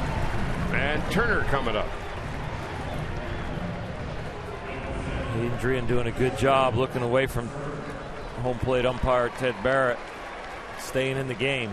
But he definitely, with the walk to the dugout, is letting him know he is still upset about that pitch. And so with two out, Barrett, the crew chief.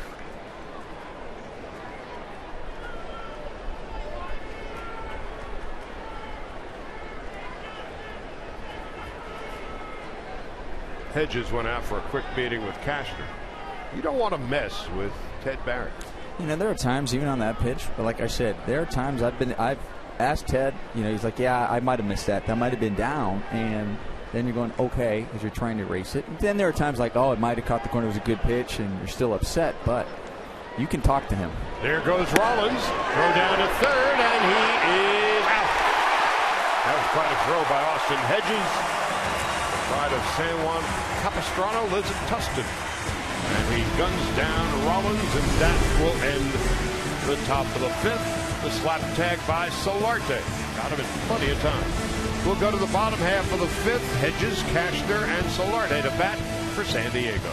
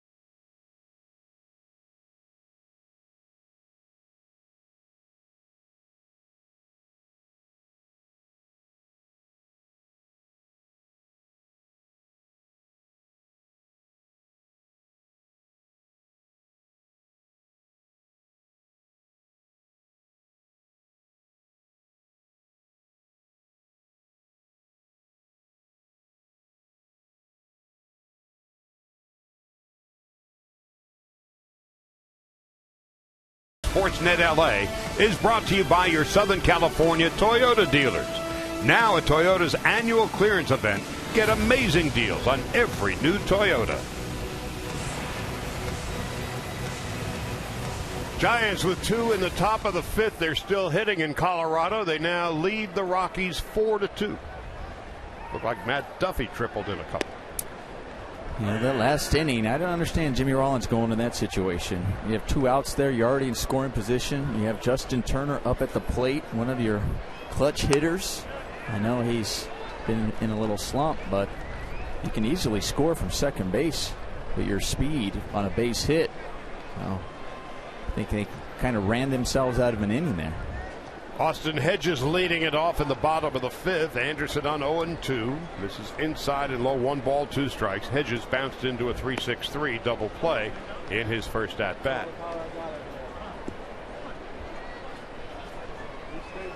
So the Dodgers have had Cashner on the ropes a couple of times today, and all they have for the moment to show for it is 1 run and 2 base hits. 0 for 8 with runners in scoring position. Seager. Well, he just doesn't appear to be in any sort of hurry at all, does he? The foul ball, ground ball last inning, he had to backhand it, and then he was getting ready to fire it to first. Then he heard foul ball by Chris Conroy down there at third, and he held up. And then he just casually tossed the ball into the stands to a fan. And it just told me mentally, the speed of the game for him, it's really slow.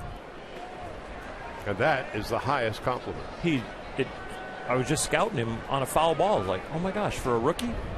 The rookies usually fielding it, backhand it down the line, gunning to first. Oh, foul ball, foul ball. And then, you know, their body language is all kind of hyper. And he was just calm as could be, like, oh, okay, whatever.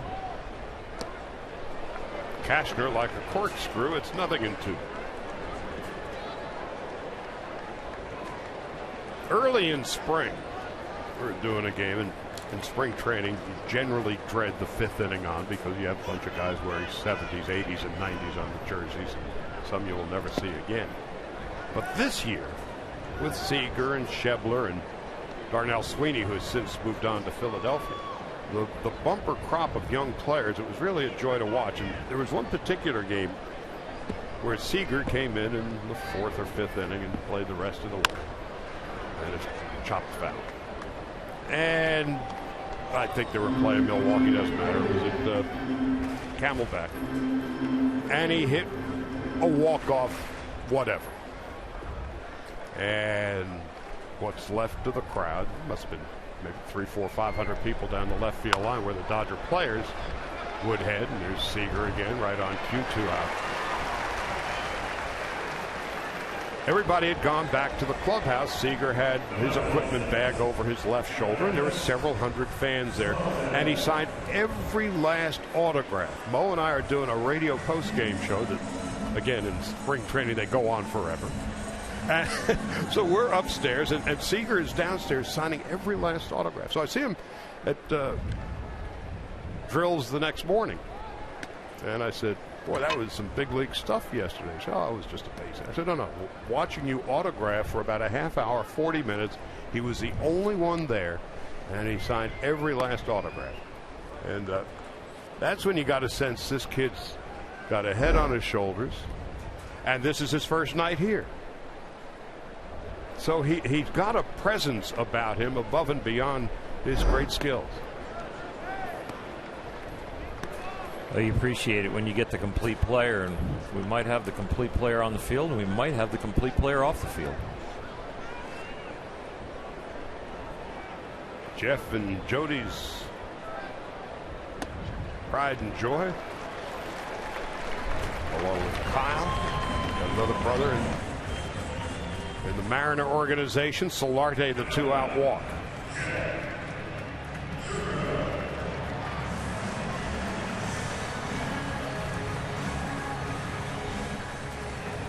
So whether he plays at third base or shortstop down the road, he's going to play somewhere.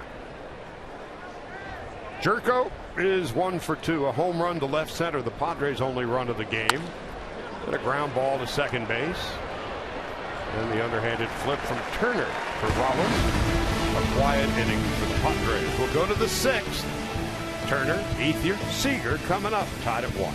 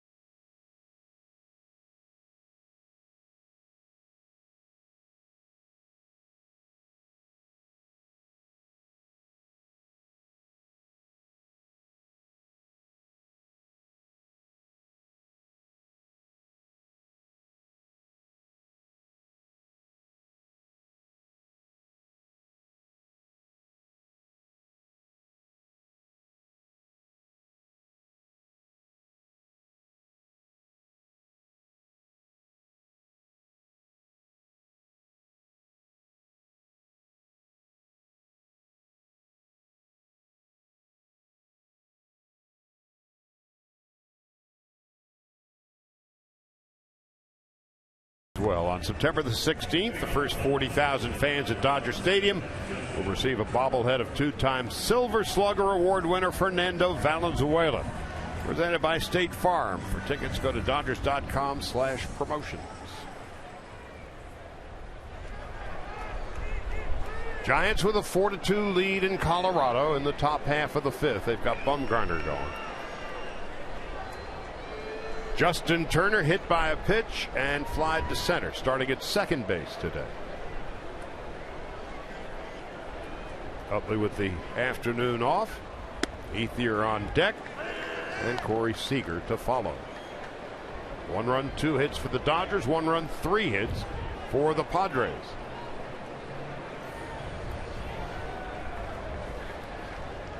Padres were shut out on 3 hits by Dodger pitching last night.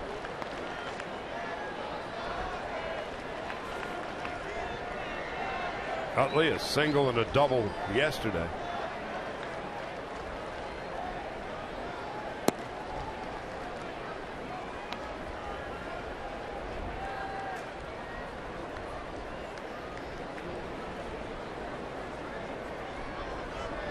Utley kind of slid in awkwardly on a double play middle of the game last night. Dodgers are just giving the elder statesman day off.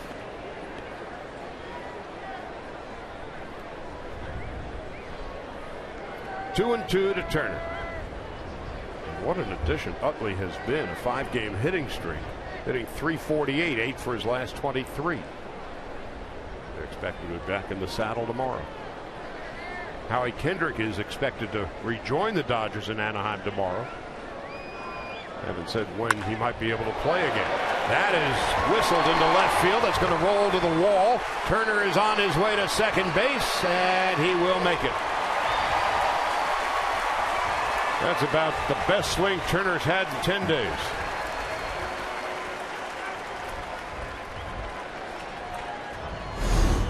You're exactly right, Charlie. This was just a pretty swing. Gets the ball on the inner half. Able to get that barrel out in front so he can barrel it up, pull it. He squares it up nicely, hits it hard down to left field, and he had to hustle because Justin Upton got that ball in a hurry. They cut it off. Jorko cut it off, but if he had to let that go, and if it was on line, it would have been close at second. Turner hitting under 200 since coming off the disabled list. And here's Andre Ethier. Well, you were asking me yesterday about Justin Turner with him being in a little bit of a slump, and I said, it's really not that far off. It's just a little bit here. It's just a hair difference, and sometimes I said it could be a big hit that can just get you right out of it and get your timing set. Well, that was definitely a big hit, and timing was right on. Ethier, a sacrifice fly in his first at-bat, his 43rd run batted into the year, and then he flied to center. Next pitch, the 100th of the ball game for Cashner. Dodgers 0 for 8 with runners in scoring position. Ethier fouls it off to the left. Now it's time to take a look at the Coors Light Cold Hard Fact of the Day. Andre Ethier certainly moving up the doubles list in Los Angeles Dodger history, only 35 behind Steve Garvey. He still has to bypass Karros and Willie Davis. But on the all-time doubles list in Dodger franchise history, Zach Wheat, 464 next, Duke Snider. Ethier is only 45 behind the Duke. A little looper into left field for a base hit. There was nothing that Turner could do except watch and kind of retreat to second base. Ethier trying to get the job done. He wanted to go to the right side to at the very least try to move him over to third base. This one's able to get a base hit, but you're exactly right. Turner had to freeze because Jorko had a beat on that. He might have been able to make that play, and he didn't want to get doubled up, and by the time he retreated, even though it went to the outfield, he really had no chance of getting to third.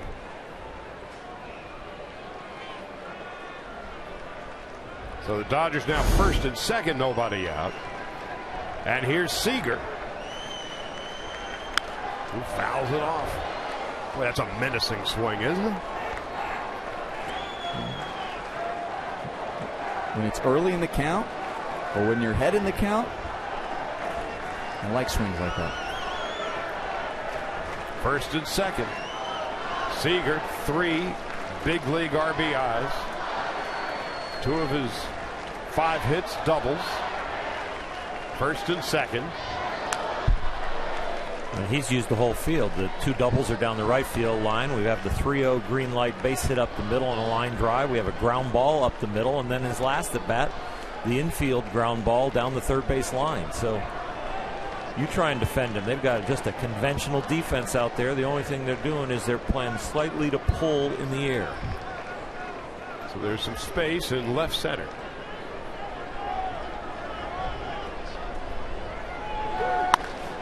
Into center field.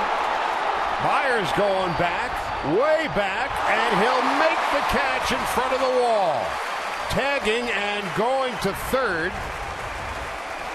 is Turner. Well, the only thing that kept him from having his first big league home run is Petco. He just hit this ball as hard as he could almost, and I'd say this ball's out of about 50-60% of the big league parks, but not here today. Just seen Will Myers in center field make a couple of nice catches in this game, and that wasn't an easy ball to catch as he's going back as it was carrying, and also dealing with the sun. You can see in his sunglasses as he was looking up that sun shining on them, so he was battling that as well and makes the catch. Meanwhile, a meeting on the mound. Cashner getting cuffed around. And the Padres have double barrel action in their bullpen.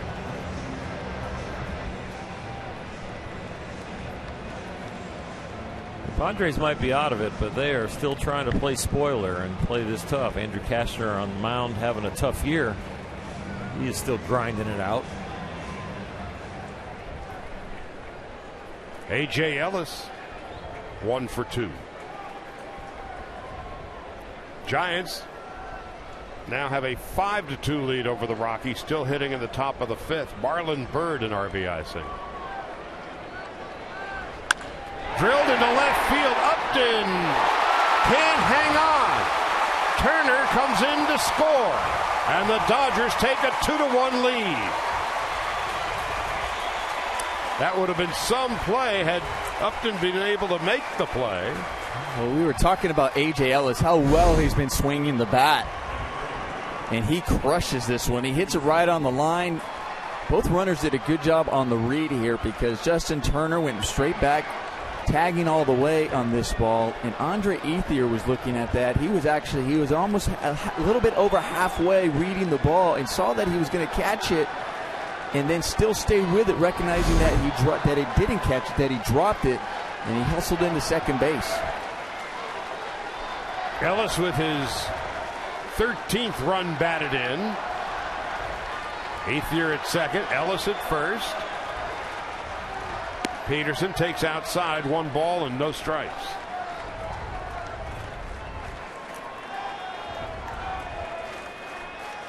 Two of the 3 hits for the Dodgers here in the 6th have been smoked. The Turner double. Ethier, a little duck snort past Jerko. Ground ball up the middle. Cashner begins the 1-6-3 double play, and that's going to do it. But the Dodgers come up with a run. 3 hits, leave 1, and after 5.5, they lead the Padres 2-1.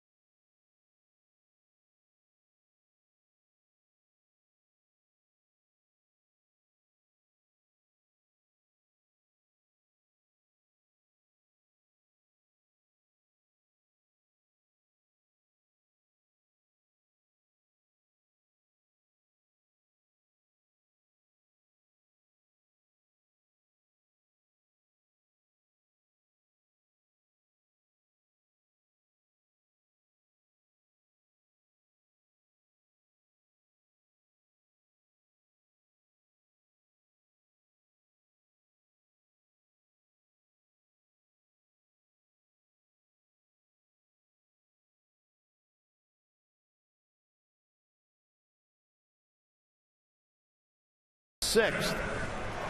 Scores the lead run as we go to the bottom half of the sixth inning.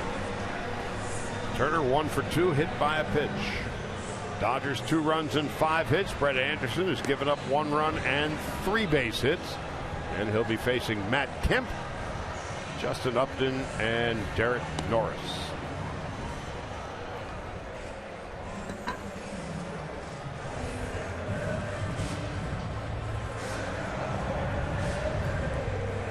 Giants now 7-2.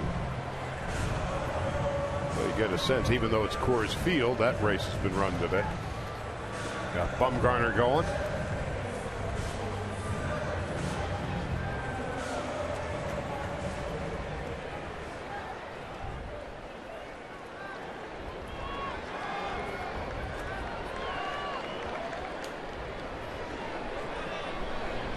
Kemp with a ground ball deep in the hole. Rollins a long throw.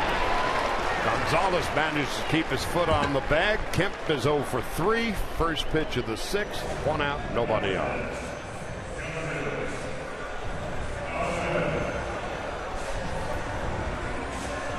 Now Justin Upton. Upton has singled, stolen a base, and has been struck out.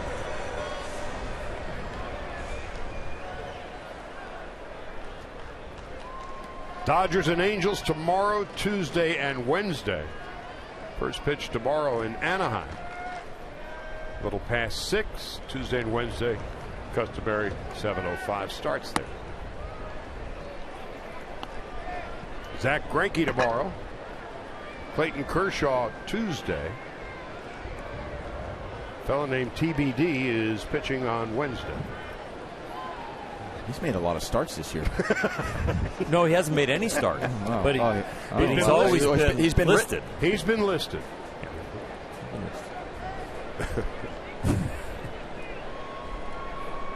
Meanwhile, Anderson has been very economical and smooth today. 4 strikeouts, but 3 walks. Scattered 3 hits. But then again, this Padre offense has been rather anemic all year. .245 team batting average, ranks 14th in the league. Hey, Justin Turner from his knees throws him out. Oh, Justin Turner with a spectacular play. He's been playing third base almost all year, but on this Sunday afternoon called upon to play second and makes a sparkler. This is just an incredible play by Justin Turner, laying out full extension. Then when he comes up with it, still throwing from his knees, doesn't get to his feet. From his knees, and his momentum was still slightly carrying him out to left field, and still gets enough on it to get him out at first base. That's great play and worthy of a Morongo slow-mo can. It's as good as it gets. Derek Norris has walked and grounded out. Dodgers at the moment are grinding it out. A 2-1 lead. They've out-hit the Padres 5-3. Anderson has been, well, Anderson. There have been 3 outfield flyouts today. Ground ball specialist is on his game, and breaking balls too are getting some ground balls. He's got them really going down. There's the 2-seamer away at 84. But also the curveball and the slider today have had more downward movement. Those have been the pitches that have gotten him in trouble. Dodgers have beaten the Padres 10 out of 15 this year. 4-2 at Dodger Stadium, 6-3 here in San Diego. They will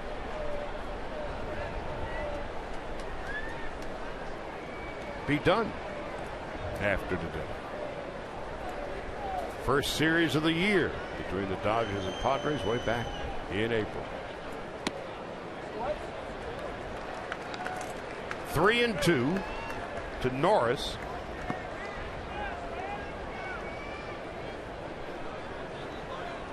Myers on deck.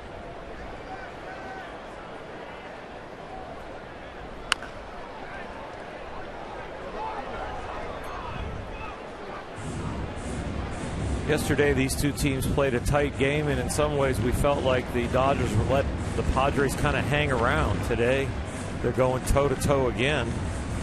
Yesterday, 1-0 game for a long time, and it ended up being just 2-0, and the bullpen did the job. And it feels like Avilan, J.P. Howell, Chris Hatcher, and Kenley Jansen have to help finish this one off. Yeah, Brett Anderson's been his typical self-oil, but a little different to me, though. It's just his pace. His pace has been a little slower than we've seen in the past, where, you know, he gets ground balls, but he's like, okay, get up there and fire and throw. So looks like doesn't have that same today. It's the only difference I really see. Like almost like he's maybe either thinking a little bit more or about what he wants to throw.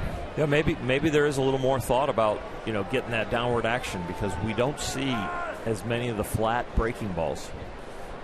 Dodgers put the shift on the left side of the infield for Myers, and so there's Turner standing behind second. The 4 walks given up by Anderson today, a season high.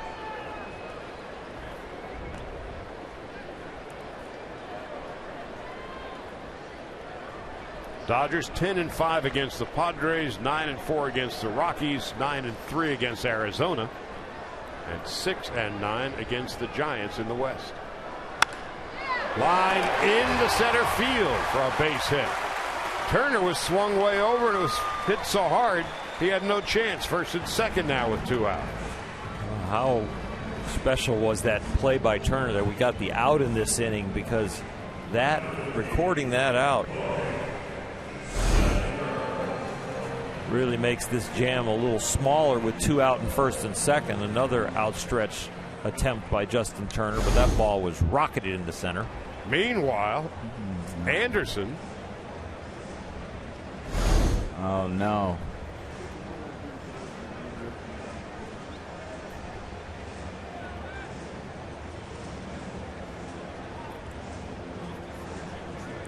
Remember earlier in the year, Anderson had an issue with his Achilles. Now they're looking just below the knee. And again, throughout his career, health has been an issue. This is his 27th start of the year. And he's done.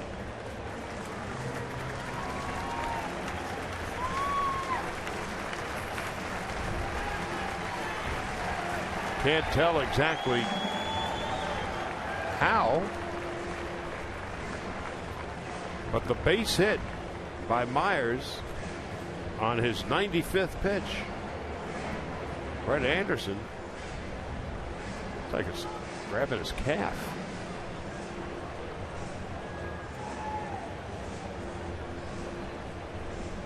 Now that would be a devastating blow for the Dodgers.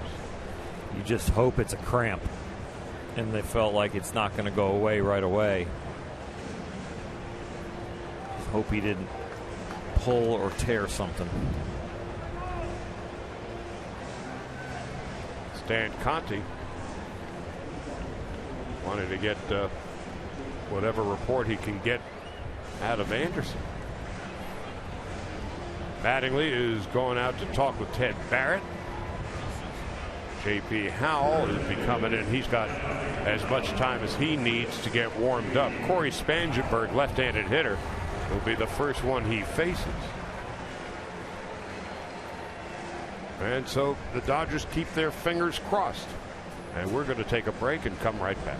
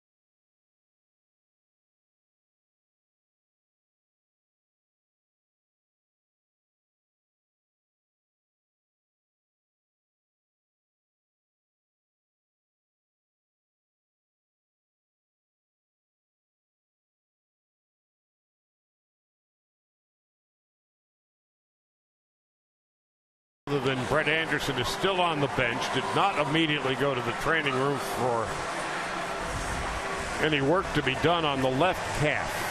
Now, whether it's a cramp or anything beyond that, we don't know. All we can share with you is what we see. J.P. Howell has been called upon to take over for Anderson. First batter he was scheduled to see was Corey Spangenberg. But Pat Murphy has called Spangenberg back, and Melvin Upton Jr. is going to come up and pinch hit.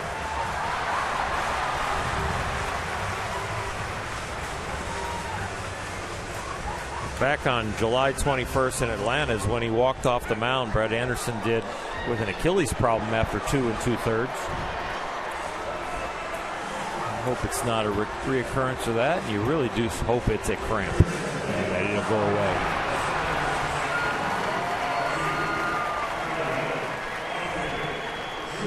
A look of pained disbelief.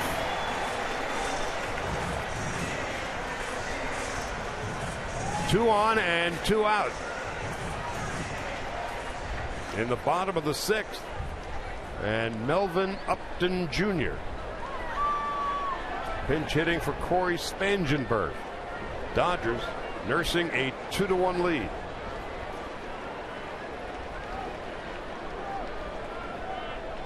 Upton Jr. 379 with runners in scoring position this year. 11 out of 29. Came over from the Braves and has done a far side better here than he did there. Howell delivers a strike and it's 0-1.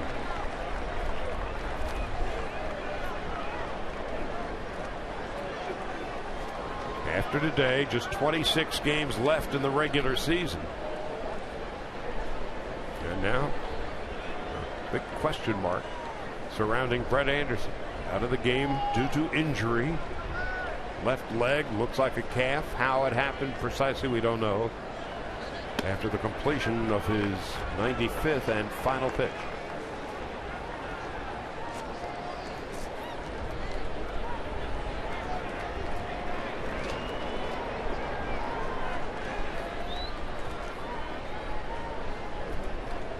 One ball, one strike, and two out. J.P. Howell. Biggest moment of the game to this point for the Dodgers and the Padres for that matter. Seager can't hold on to it. Rollins on the deflection, and they fall down at first base. Jimmy Rollins picking up for the rookie Seager, throwing out Upton. The Dodgers get out of the jam, and the inning is over. What a play by Jimmy Rollins, playing the deflection perfectly and throwing a strike to Gonzalez. Yes, sir, says J.P. Howell.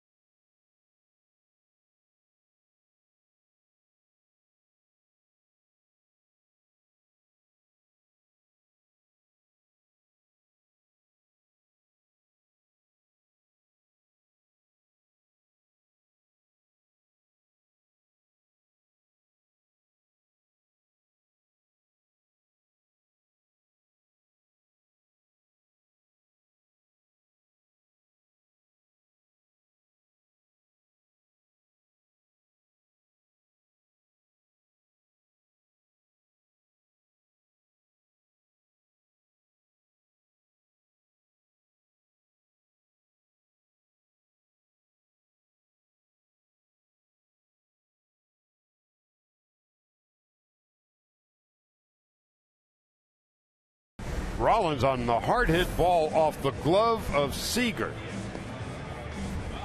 deflected perfectly to Rollins. Threw out the speedy Upton by a step. And J.P. Howell breathing a sigh of relief. So too of the Dodgers, worthy of our Arco top-tier play. Meanwhile, Scott Schebler will be leading it off for the Dodgers, pinch hitting for Howell as we begin the 7th inning. And changes aplenty for the Padres. Mateo in his 18th appearance, 5.40 ERA. Melvin Upton Jr., who pinch hit, remains in the game.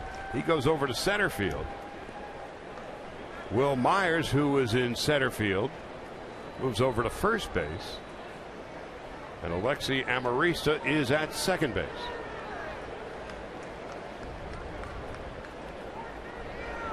And Schebler pinch hitting for Howell. Schebler with the home run on Friday night, his first big league home run. Quite a debut indeed.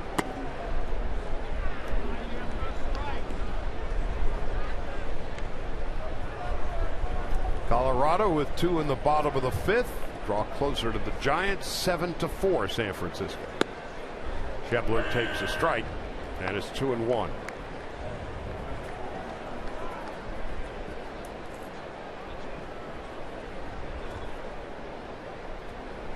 So Schebler's just been hit by a pitch.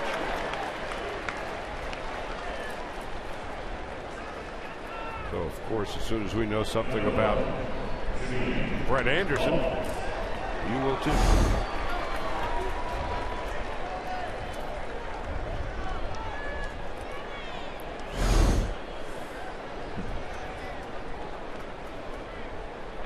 This is the 5th inning that the Dodgers have been able to get the leadoff runner on base so far in this game. You know, the other 4 innings, only one of them has come around to score. Runners in scoring position has been an issue for the Dodgers.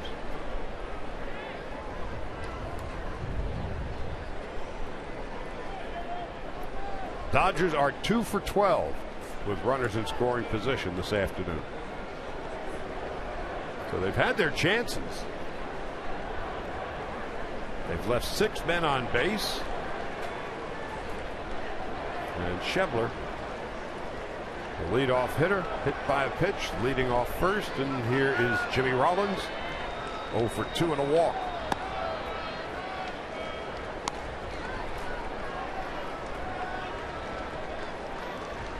So Brett Anderson goes 5 2/3, 1 run and 4 hits. He can win it, can't lose it.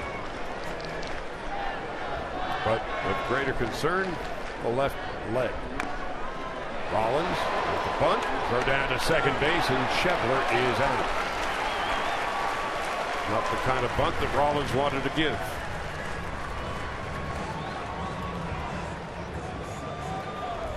Jimmy is pushing the envelope in a lot of areas for championship baseball, getting ready for the end of September here and October. We're watching him try and steal more bags, bunting on his own there for a hit, just didn't get it out there far enough. But I have good feelings about him in October, and watching Chase Utley play, I don't think the moments are going to be too big for those guys. I think they're going to be locked in.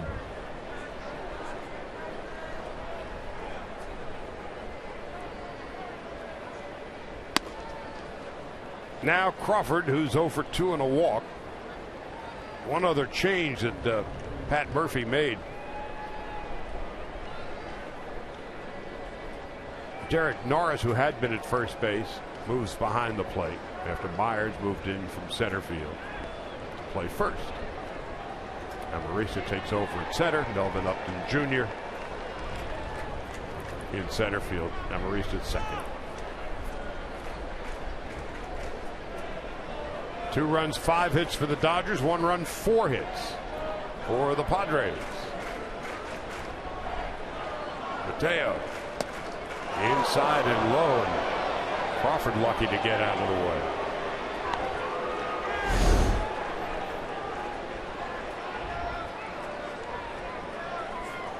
breaking the ball down and in's been hunting some kneecaps. Yeah, it has. Shebler got hit in there.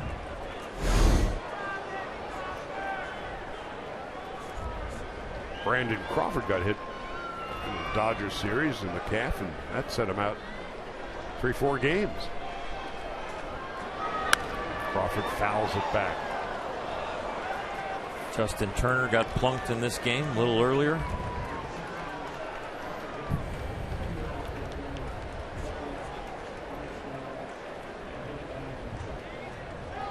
Crawford since August 28th, 367.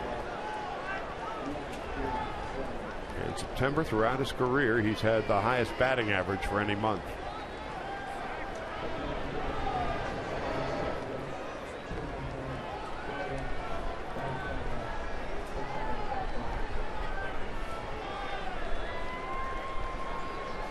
Rollins stole a base back in the 5th, his 12th. There he goes. Crawford swings, foul tips it, and that gets a piece of Norris, who probably enjoyed first base this afternoon a whole lot more than he did catching there. Unfortunate, because Jimmy Rollins had that base stolen. He had such a great jump. But that's tough. Also, you can't see it as a lefty. Right-handed batter, it's easier to see that type of jump possibly take.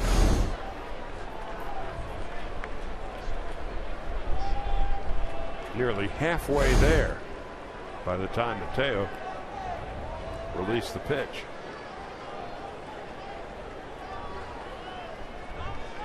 2-2 to Crawford. Point emphasis for the Padres in the offseason going to be holding runners better and being quicker to home plate. We saw Tyson Ross, all the stolen bases he's given up. The way Mateo mechanics were on that pitch to home, Jimmy could have stole first, stole second and third. That delivery was so long. It's ridiculous how slow he was.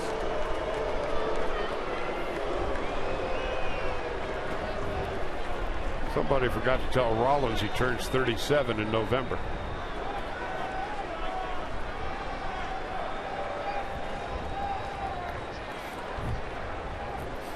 Talking to a pretty good base dealer in his own right, Davey Lopes.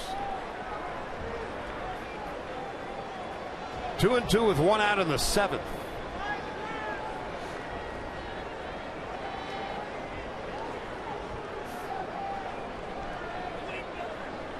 Crawford swings and misses. Second time Crawford's gone down on strikes, and that is the second out of the 7th inning.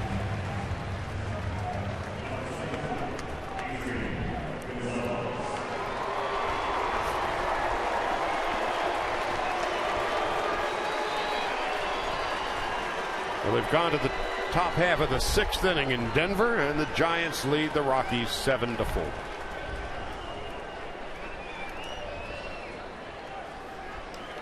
Here it's 2 out in the top of the 7th, and the Dodgers lead 2-1. Gonzalez has walked, fly to center, fly to left. The shift is on, and the toss over to first base, and Rollins back with a head first slide.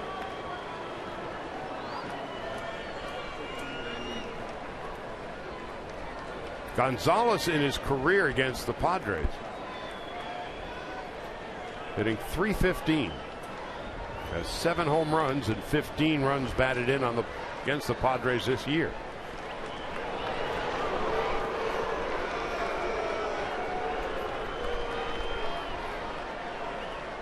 Justin Turner is on deck.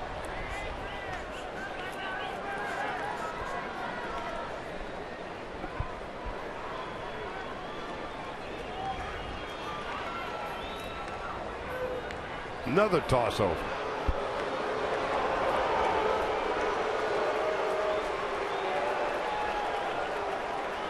$37,685.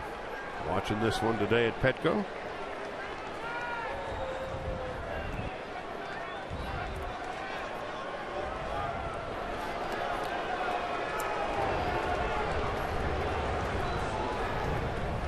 And now with 2 out,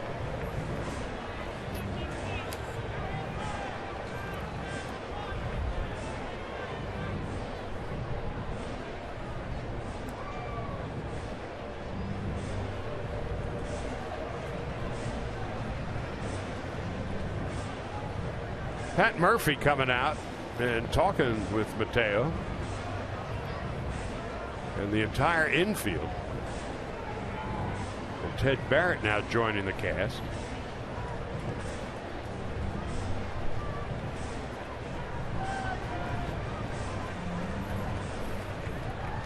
Now, what do you imagine that discussion was all about?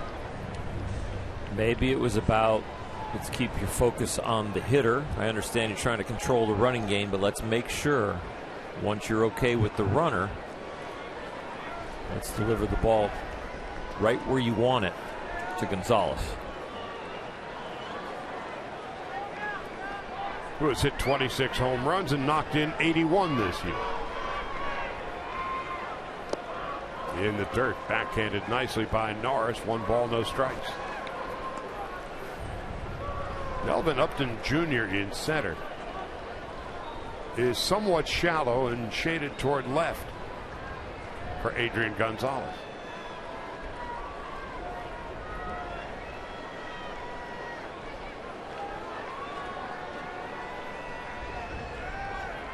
Two out, and the speedy Rollins at first. There's a strike. 1 ball and 1 strike. The Region's last at bat, he had a borderline call by Ted Barrett that kind of put him in another place mentally. Fought through that and flew out to the wall in left field later in the at bat. 1 ball and 1 strike. 1-2. Since Pat Murphy's visit, Mateo's been quicker to the plate, but has not thrown the ball over to first base. So I think it was a meeting about really concentrating with 2 out and a man on first on Gonzalez.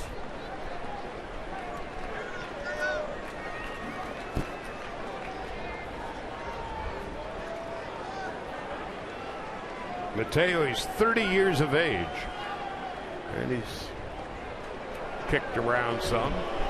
Jimmy Rollins knew he was coming over to first. Yeah. He was already walking back to first even before he spun around and threw it. It's almost as if Rollins is playing games with Mateo. 1-2. Not going. Gonzalez takes inside.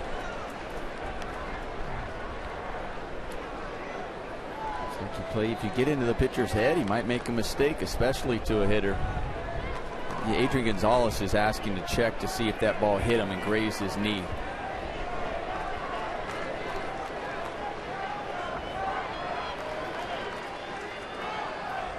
So the Dodgers are taking a look at the tape. What do you think?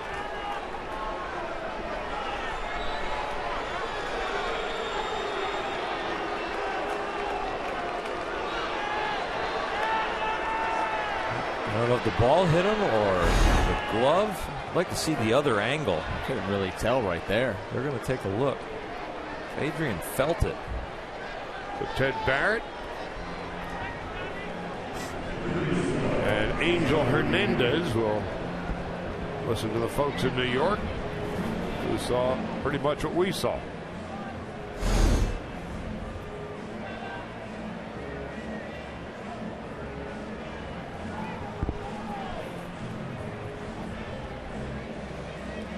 The other angle, I didn't really see it hit him from the other angle. The only thing I wanted to make sure is what the catcher's glove didn't come up and brush him, and that other angle there, he's not even close, so it can only be the ball that Adrian felt.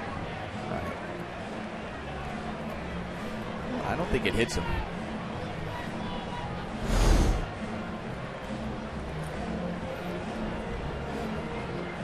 Well, after about the halfway point of this year, I've given up. Yeah, that's a good point. That home run the other night with the guy leaning over. Oh, my goodness. Yep. I didn't see how any of that could be conclusive.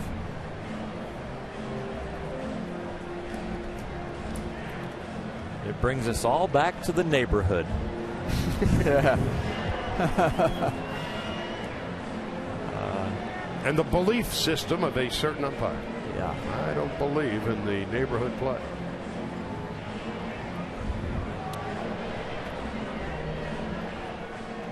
So Barrett and Hernandez are listening to the folks in New York who have seen the same evidence we have.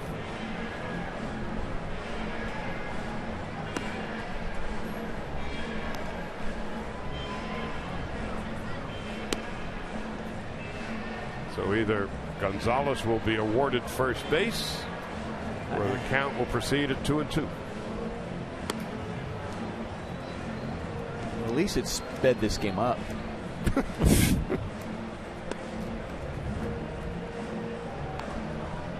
Well, it is a holiday weekend.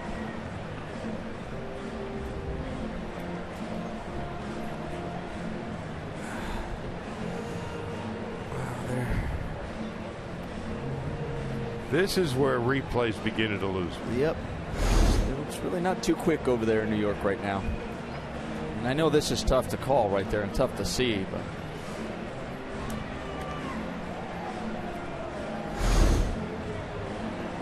must be a holiday schedule back there.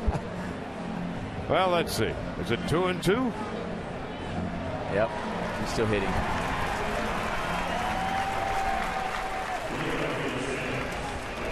Two balls, two strikes. Much ado about nothing.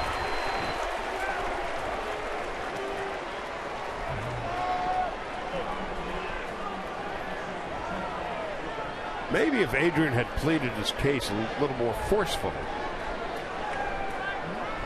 Even then, there's no evidence. So here we go. 2 balls, 2 strikes, 2 out. Rollins leading at first. And Mateo throws over. Rollins sees something from Mateo. He knows when he's coming over. Because, I mean, before that pitch, you could just see him creeping back. That's twice Rollins has already been back and creeping back to first prior to even the pitch. I mean, prior to him coming over. It's the way he sets up when he comes set. Yeah, when he comes set, he's already either coming back and he's recognizing something over there. Lined into right field for a base hit. Rollins will hold at second. So after all of that, a 2-out single to right for Gonzalez. That'll bring Justin Turner up.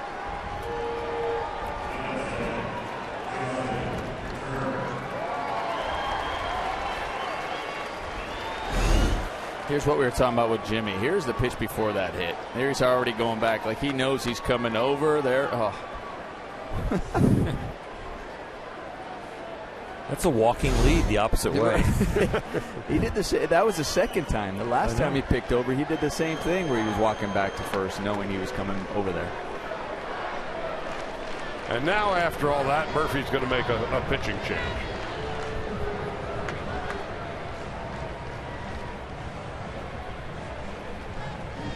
Turner coming up.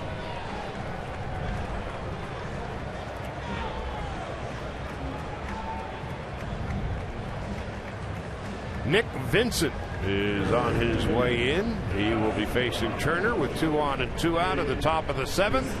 And the Dodgers leading the Padres 2-1.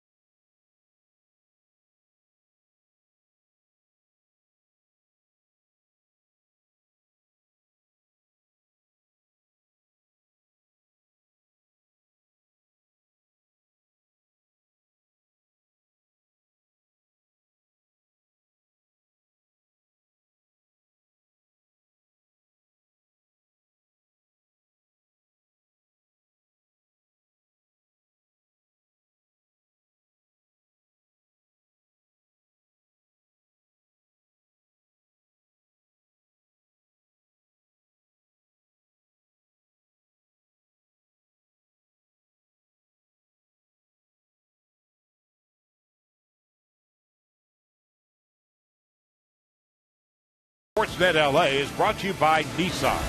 Choose Nissan today for great offers on our most exciting lineup ever. Shop at ChooseNissan.com. Nick Vincent now on for the Padres with 2 on and 2 out to face Justin Turner. Mateo goes 2/3 of an inning. 1 hit, 1 strikeout, 1 hit battered. And the 2 runners on board, Rollins and Gonzalez, are Mateo's responsibility, and Vincent to face Justin Turner. Well, from what we understand, the Matt Harvey public relations disaster has been at least extinguished to some degree. Harvey has now apparently said, "Oh, I'm going to pitch in the postseason." So 180 pitches. He's gone a full 180. That becomes a 360. Well, that's good to hear. And I think it's wise on his part. Again, I wonder now what kind of long-range disaster it will do for his reputation. Turner now, 1 ball and no strikes with 2 on and 2 out. Slow roller up the middle, behind second base. Oh, goodness. Rollins is able to just get back. Heads up play by Amarista, and the Dodgers have the bases loaded. Smart play by Amarista, and also Ron Renicky telling Jimmy Rollins, trying to get him back there, not to take a really big turn, and he that was really close there, and he just gets that hand back. But Jimmy Rollins trying to have a look and like, whoa. And they're going to check it to see if they did get Jimmy over there. And while they do, here's a quote from Harvey. As an athlete, when your surgeon explains to you the risks of exceeding a certain number of innings, it can be alarming. I understand the risks. I'm also fully aware of the opportunity the Mets have this postseason. Winning the division and getting to the playoffs is our goal. Once we are there, I will be there. I guess he read the papers this morning. It's a little more than peer pressure when you're in New York. So meanwhile, they're going to take a look at whether or not Rollins got his hand in under the tag at third base. So what do you guys think?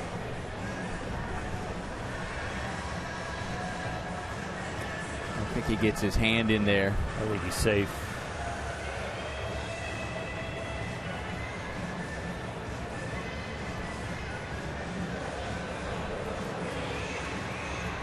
Safe. Yeah, I think he gets his hand in there and be safe. But we've been wrong numerous times before, and this inning is still going pretty quick. Safe. So we've had 2 replays in the inning, and it's accomplished nothing. And Ethier coming up.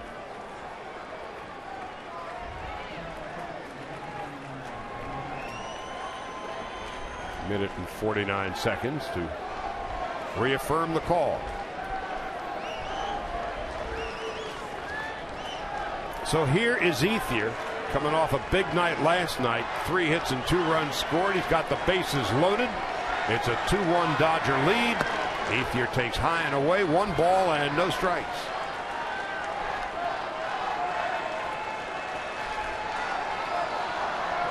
Seager is on deck.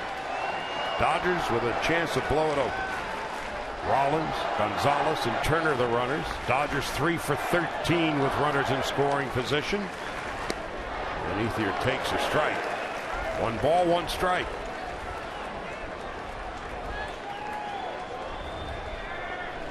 Dodgers have had many more chances than the Padres. Each team has left 6 on board. Dodgers had the bases loaded in the first inning without a hit, managed 1 run. Ethier foul tips it, and it's 1-2.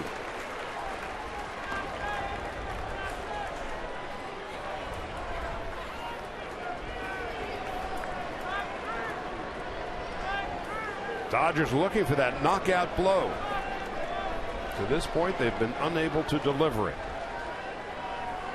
Ethier, 13 home runs, 42 runs batted in.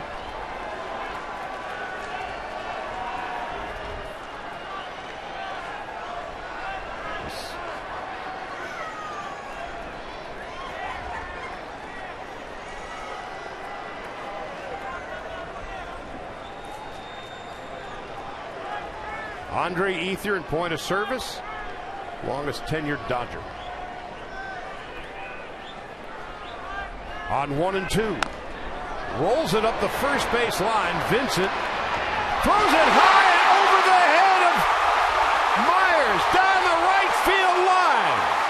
Rollins scores, Gonzalez scores, Turner scores. Ethier is at third. The Dodgers with a huge break, lead 5-1.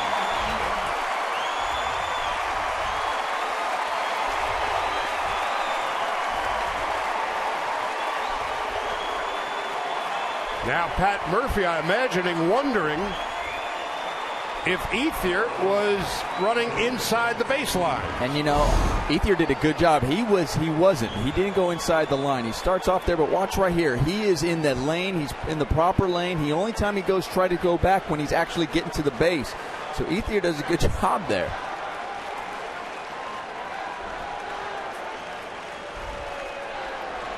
So a costly error for Nick Vincent.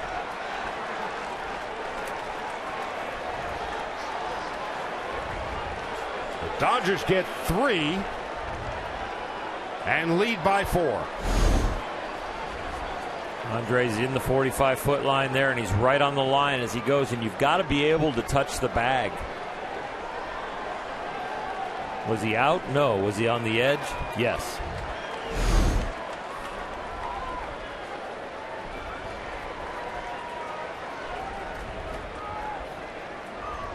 That's one way to clear the bases. Still awaiting the official scoring. Certainly an error. Was it a hit? Now Murphy wants to take a look, or have his tape guys take a look. It's just an error. No hit, no RBIs, but 3 runs for the Dodgers, and Seager takes a strike, 0-1.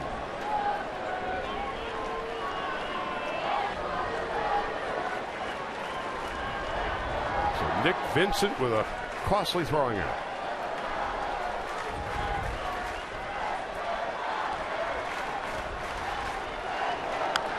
He can throw 60 feet 6 inches, 90 miles an hour for a strike, and about 15 feet and 30 miles an hour, and he couldn't get it there. Yeah, as a pitcher, when you're running over there, your perspective on throwing the ball to your first baseman, if panic sets in and you rush, there is so much time, but it doesn't feel like you have much time. 0-2 to Seager. Ethier leads from third, and Seager fouls it back.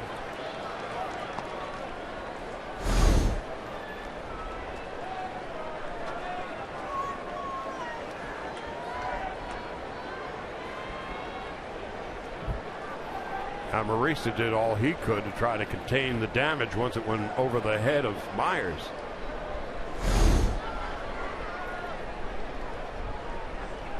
Five to 1. Big break for the Dodgers, and Seager fouls it back.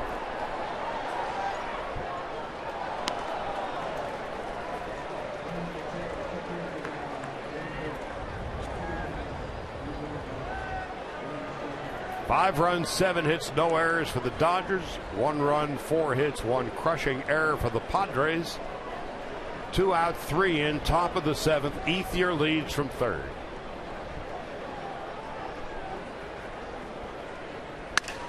Seager breaks his bat, grounds it to Myers. That'll end the inning. But a hit batter, a single to right, an infield hit, and a 3-run throwing error by Nick Vincent. And the Dodgers at the 7th inning stretch have a 5-1 lead.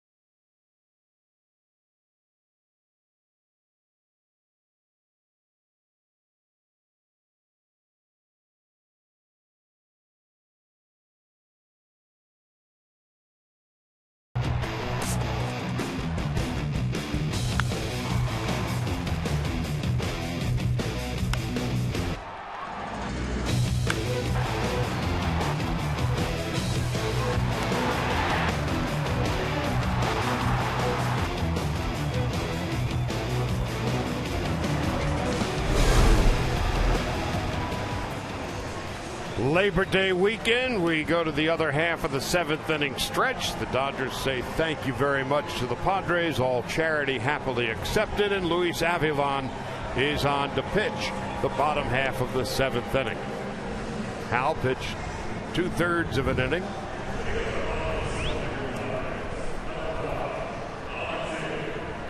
And Avilan, who's been terrific in his last half dozen outings. In fact, 7 consecutive scoreless appearances. And the Dodger bullpen, which has resembled the Indiana Jones rickety bridge to the other side, they now have to find a way to come up with 9 more outs and preserve a 5-1 lead. Alexi Amarista, this is his first at-bat.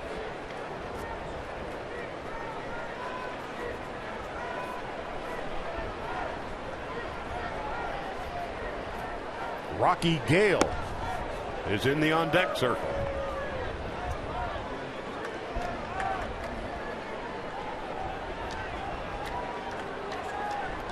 So Brett Anderson, we have not yet gotten a report on the extent of the injury to his left leg. That happened in the bottom of the 6th. That was like a half an inning ago. It was like 2 hours. It has been a while. We just hope that it's just a cramp, something minor. The ball and a strike as we begin the bottom of the 7th. Comebacker off the glove of Avilan. He may have lost that one in the shadow. I was thinking the same thing, Charlie. I was just about to talk about, we're talking about that long inning. Well, the beginning of the last inning, the pitcher wasn't in the shadow. And then that half inning took so long where the pitcher was in the shadow, so now you see that for the hitter. But I think that also messed up Avilan too, as that comebacker where it was starting in the sun and it gets dark.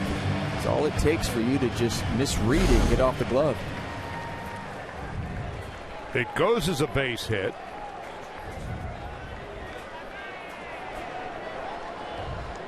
And here is Rocky Gale at the ripe old age of 27, making his major league debut and fouling it off to the right. It's 0-1. It took a while to get here.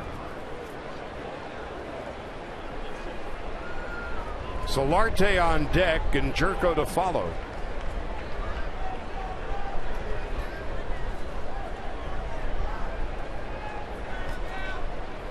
Gale truly would be a Rocky story, wouldn't it? Swing and a miss. Gets past Ellis, and Amarista goes to second. This is not exactly how the Dodgers had envisioned the bottom of the 7th to begin. Wild pitch. 4-run lead, 9 outs to go.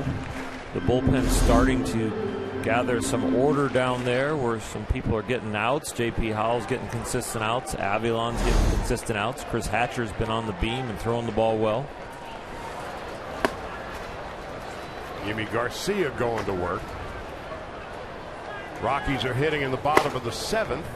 Giants lead them 7-4 in Denver.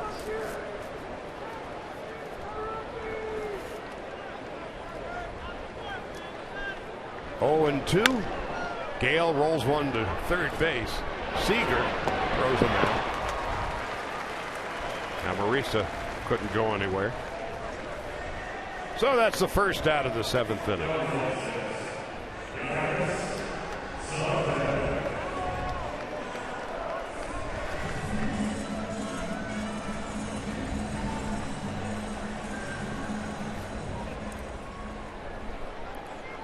Got Hervis Solarte, who's probably had the best series of anybody on either team.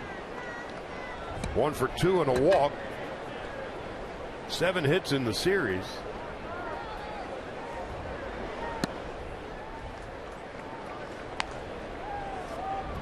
Well, we were telling about Brett Anderson, who came out of the game in the 6th inning. And Alana, you have an update. That's a good update, actually, Charlie. Just a left calf cramp. He's day to day. I got the word that he's all good. He's in there getting an IV right now, but appears just to be a cramp, so that's good news. Indeed. Well, the first sign that it wasn't that all that bad was he never left the bench. And if there had been significant damage, he would have been presumably ushered into the training room.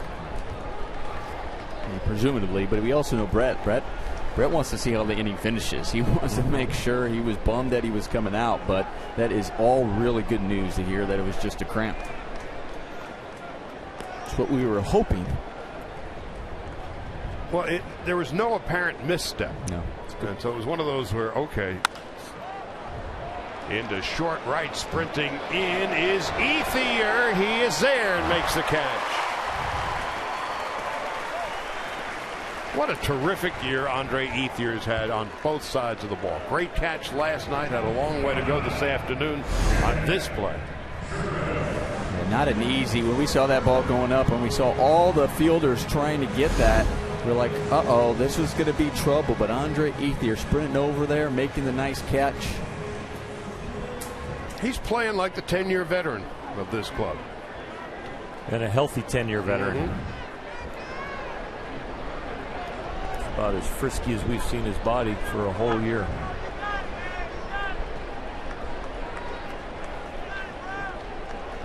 Two out, and Jerko is the batter.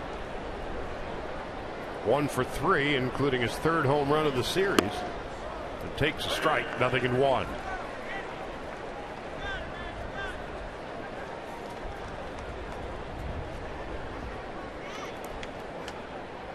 Kemp is on deck. So Avalon would like to dispatch of Jerko here. The 0-1 swung on and missed. Took something off, and Jerko was way out in front.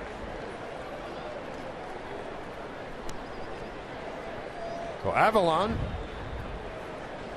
continues to do a nice job for the Dodgers. Got off to a shaky start upon his arrival.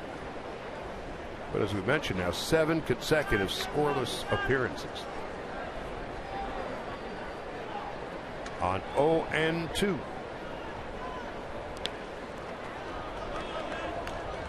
One ball, 2 strikes. Amarista dare not run with 2 out. This team trailing by 4.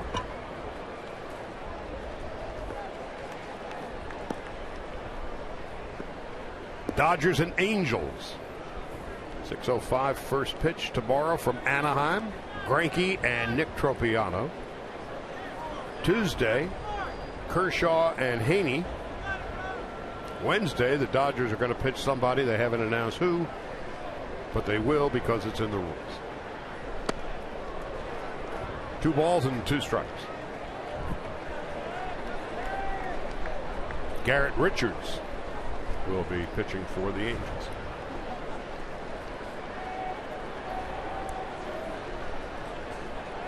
So Jerko with 13 home runs on the year. West Virginia Mountaineer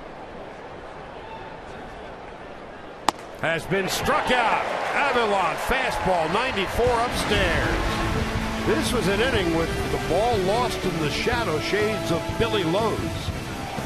Somehow the Dodgers able to sidestep that piece of nasty business. Will go to the 8th. 5-1 Dodgers.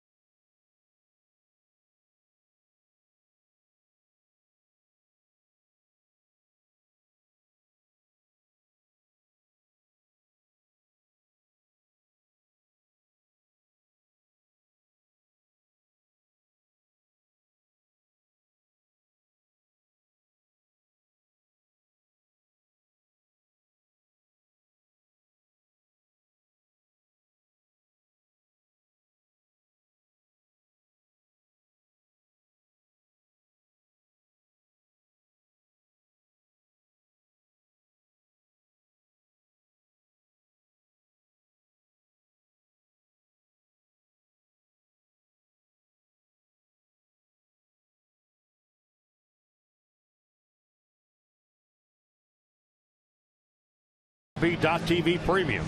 Watch every out-of-market game live on more than 400 supported devices. Real-time highlights, live look-ins, pitch tracking widget, and more. Visit MLB.TV today. New pitcher for the Padres is John Edwards.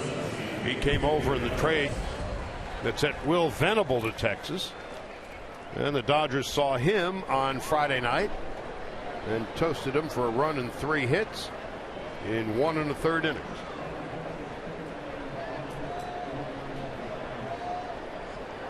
A.J. Ellis leading it off. So the Dodgers 5 runs, 7 hits. Thanks to 3 unearned runs in the top half of the 7th inning. The Padres now have allowed 69 unearned runs this year. They've given away 69 runs, which is the most of any team in the major leagues.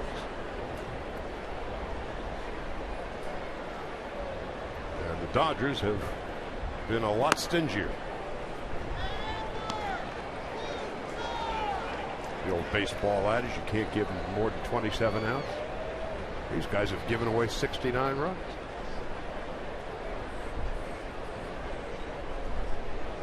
$80 errors for the Padres this year.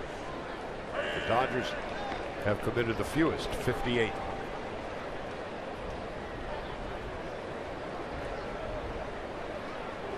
Ellis this afternoon, 2 for 3 and an RBI. Beginning the 8th. 3 balls and a strike. Ellis takes a walk.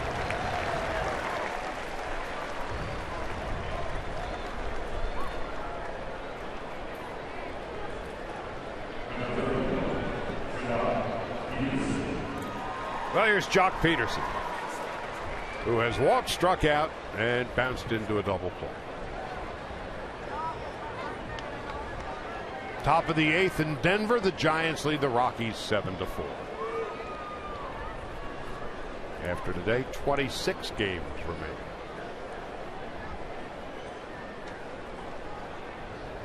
Peterson at 211. Now this shadow cutting across from the mound to the plate must be murder on the hitter. It is. There was, this shadow, once the pitcher, there was a moment that last inning when the Dodgers were up where the pitcher was in the shadow, and that's bad because even the release point is dark and then it comes bright. Now you're getting the release point being bright, dark, and then bright again when it crosses home plate, so it definitely is tough. Charlie, you sent me to the internet when you went to break with the Billy Lowe's. And I found it. Perhaps the most infamous Lowe's episode occurred in Game 6 of the 1952 series, Ebbets Field, when he claimed that he lost a ground ball in the sun. Yankee starting pitcher hit it back at him, and Lowe's, it deflected off his leg into right field, scoring Gene Woodling from second, and sending the Yankees to a 3-2 victory. That was the way the Brooklyn Dodgers would lose to the Yankees all the time, on weird stuff like that. Carl Erskine came to his teammates' rescue and said, yes, that does happen because the glare comes through in the afternoon at Ebbets Field through the spaces in the grandstand. Well, in 41, wild pitch, strikeout wild pitch, Mickey Owen, and Yankees would come from behind and win. That was what made 55 so monumentally important. They had finally beaten the dreaded Yankees with all the weird stuff that had happened in past years. Van Slyke pinch hitting. No balls and a strike. It's amazing. There are a lot of things over the course of it, even in the stadium, at different stadiums, where you can lose the ball. From sometimes the back of home plate, like Dodger Stadium, for example, where there really isn't that wall, and you get a lot of the fans there where you have the way the screen is, you can lose some ground balls coming off the bat. Depending on what the fans wear to the game. Yeah, that as well. Sometimes there's certain signs at certain stadiums in the outfield when the outfielder's throwing the ball back into the infield. How about the background when you're playing first, depending on the ball coming from shortstop or third base? Norris. Van Slyke is done. Yeah, there's actually Colorado is one of the worst places too, where the sun has a tendency to set at certain times, where the first baseman can't even see a ball thrown from any side of that left side of the field, from like shortstop and third base. There's only certain angles where you can actually see the ball because the sun is right in the first baseman's eyes. There's a lot of different things. To me, there were times where certain catchers, and even ours, where sometimes that gray, when you have the gray uniform and you have the gray shin guards and the gray chest protector, where the ball sometimes is the same color as that, so there's a moment where you just don't pick it up right away. So, first base at sunset in Colorado is dangerous. Oh, it is very dangerous.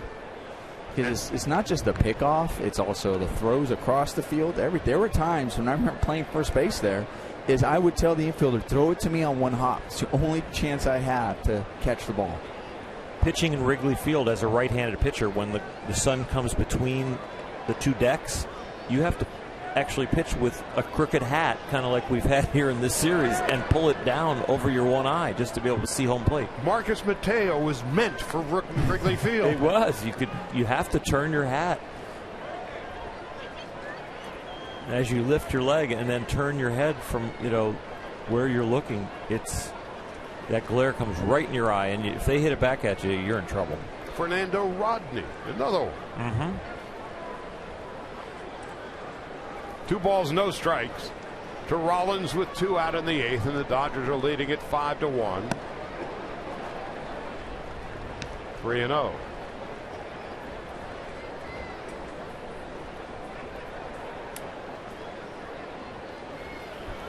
So the Dodgers a 3-run gift in the top half of the 7th. 2-out bases loaded blunder on a little number up first base line. Nick Vincent threw it over the head of the first baseman, and the Dodgers were given 3.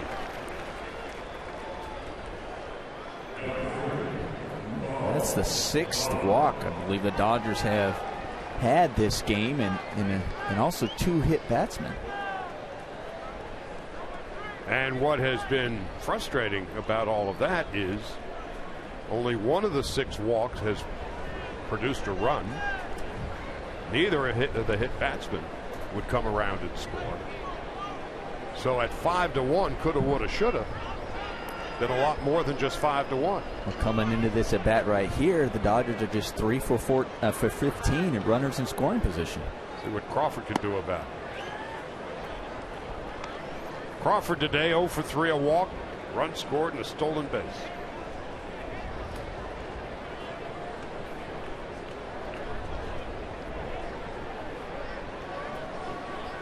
So his 5th plate appearance.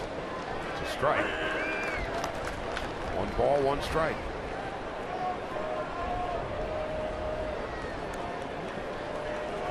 Gonzalez on deck.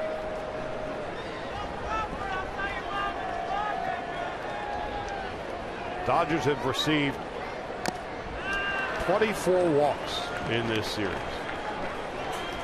Dodgers all year have been among the league leaders in having walked. They led the league for a long time. Let's see where they are now.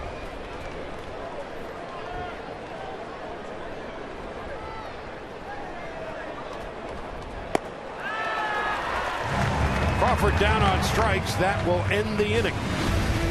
No runs, no hits, 2 walks, 2 left after 7.5. With Yimi Garcia on his way in. Dodgers 5-1.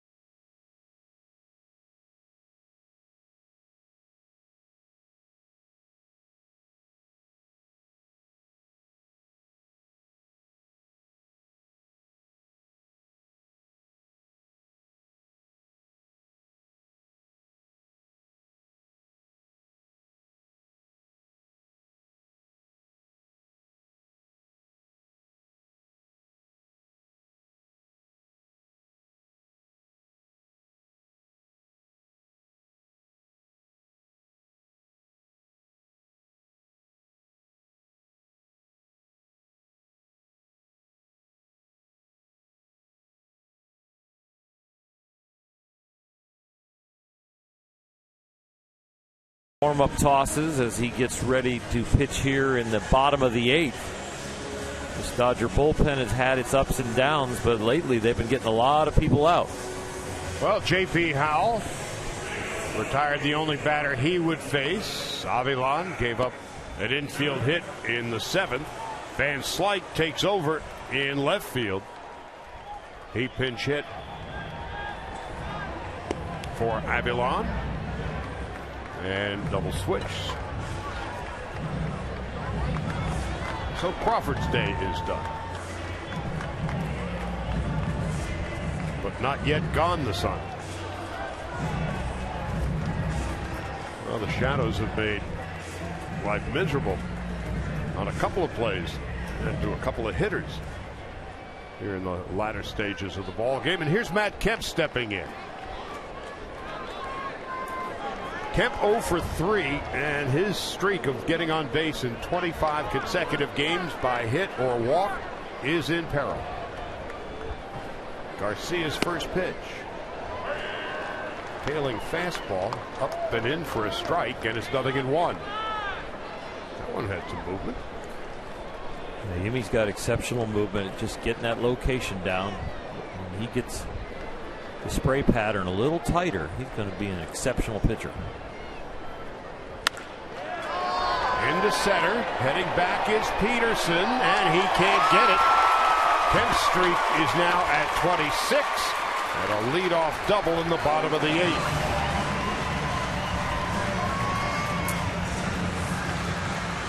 You know, we've always known Matt Kemp's strength is to right center. Saw that over there with the Dodgers, and this ball, when he first hit, it looked like Jock Peterson was going to have a beat on it, but it just kept carrying and going and going and going, and that is his strength. He has the power and the carry to that part of the ball field, and Jock unable to get to it. And so when Kemp damaged that left shoulder running into the wall in Colorado a few years back, literally he ran into the wall, and his career did too for a time. The follow through on that swing, it was hard for him to extend and get that extra extension, the extra backspin and carry to that part of the field. And a lot of times too, when he was getting into slumps, he was pulling off of it to protect that left shoulder rather than staying through the zone and driving it. But once it got healthy and he started driving it to right center, that's when he showed glimpses of Kemp of old. So Kemp is at second base. The leadoff double in the bottom of the 8th. The Dodgers lead by 4. Upton is 1 for 3. Into short right. Ethier's there.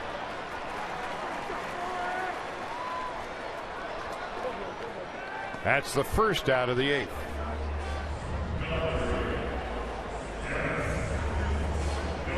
Padres 0 for 6 today with runners in scoring position, and now 6 out of 23.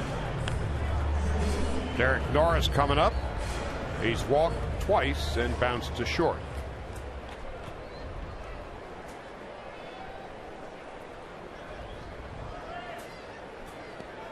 Norris began the day at first base, and now he's catching.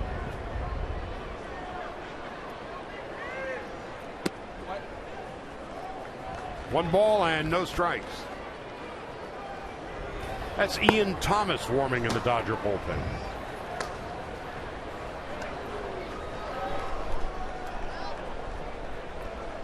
Dodgers have 11 relievers to choose from. They've already tabbed Howell and Avilan and Garcia. The bullpen had a tough first game of this series where they give up 6 runs over 3 innings to lose that game 10-7. Since then they've been locked in and pitching well, and the Dodgers look like they're going to end up beating the Padres 3 out of 4. They can get 5 more outs. Rockies hitting in the bottom of the 8th. Giants lead 7-4 in Denver. After today, Mattingly's group has 26 games left.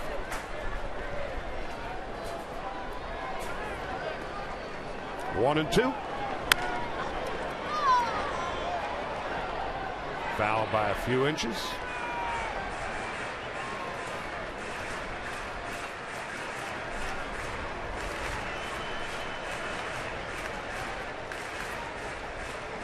Will Myers on deck.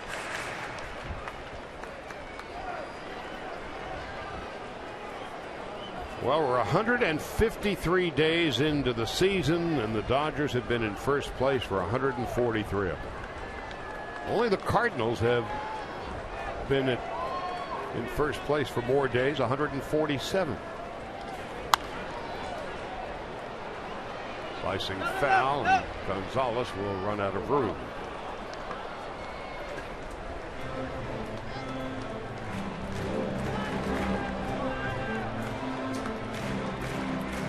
At times during this year, we've wondered, who is this team?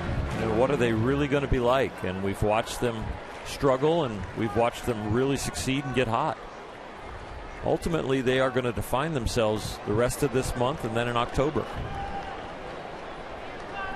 Well, there was a 2-week space where the Dodgers won 9 of 12 and the Giants lost 9 of 12. And from a 1.5 lead to a 7.5 game lead, it happened almost in a flash. Yeah, like a marathon where you're going back and forth with your competitor, but then at the end, when it's starting to look like there's the finish line, the last lap, the Dodgers look like they're going to win the last lap by a long shot.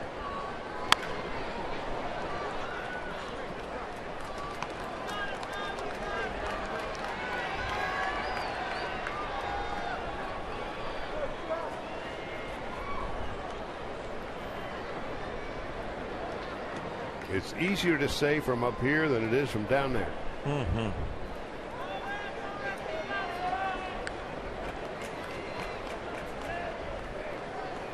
That old cliche is a cliche for a reason. Take it one game at a time. Here's the 1-2. Norris down on strikes. Second out of the 8th.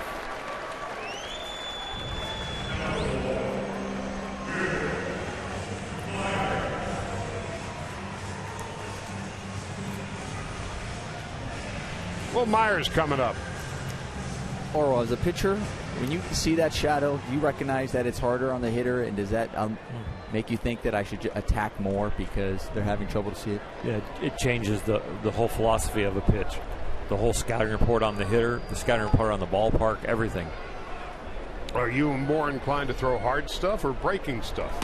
For me, I was more inclined to keep my sinker down. I thought it was harder to see, and then throw stuff that starts one place and ends up another. I was not going to try and make the ball straighten out at all. It was about movement because the hitter has trouble picking up the spin.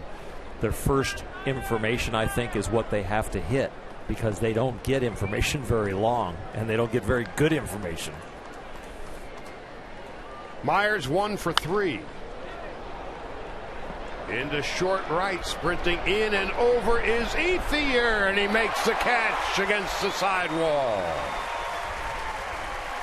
Well, the Dodgers avoid the leadoff double by Kemp. He's left stranded at second. Terrific play by Andre Ethier. We will go to the 9th. Dodgers leading by 4.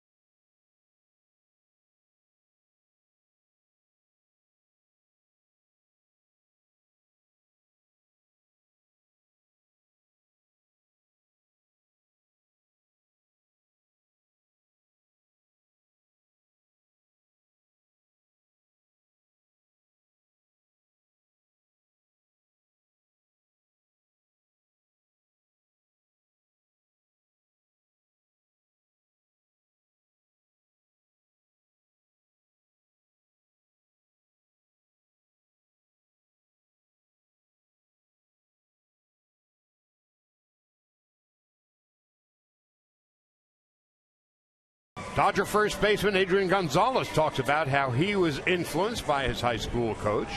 Plus, the 5-time All-Star discusses balancing his family life with baseball. Don't miss Connected with Adrian Gonzalez. Coming up at 6 o'clock, about an hour and 40 minutes from now, right here on Sportsnet LA. Hey, what a coincidence. Look who's leading off. That's what they call production.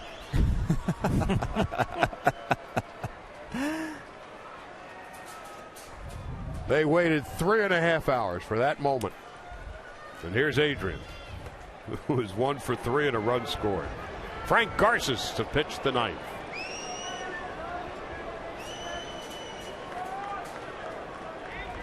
Five runs, 7 hits for the Dodgers. They've left 9. Padres a run, 6 hits, 1 error. They left 8. Gonzalez is in the shadow. Not exactly the Dark Knight, but the shadow.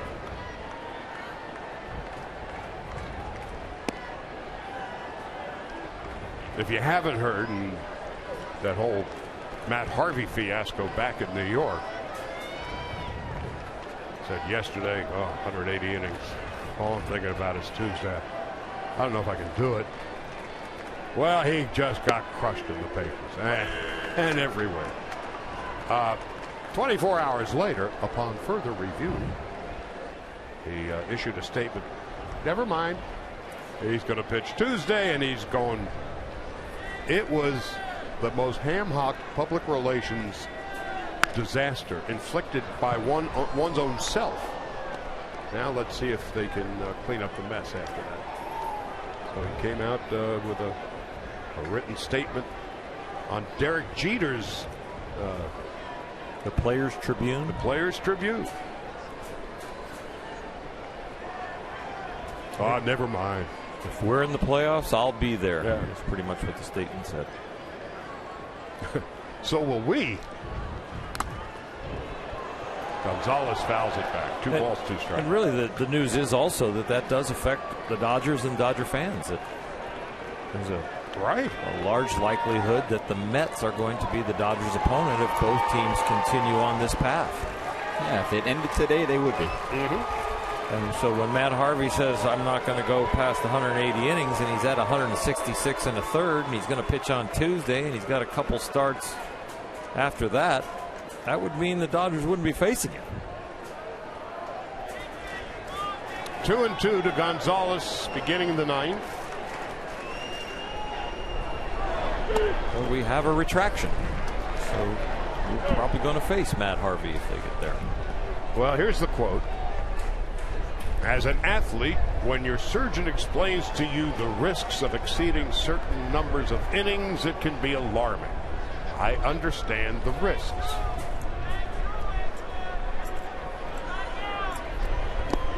Outside. And a walk. I am also fully aware of the opportunity the Mets have this postseason. Winning the division and getting to the playoffs is our goal. Once we are there, I will be there.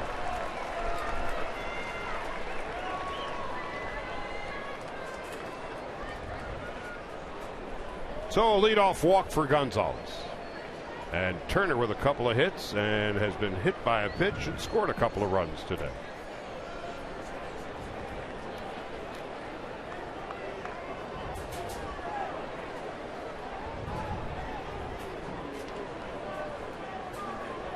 Chris Heisey, recalled today, is in the on-deck circle.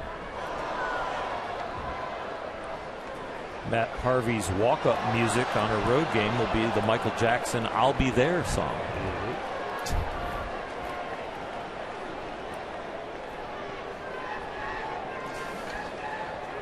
Giving us pearls, Oral. Giving us pearls. I'm here if you need me.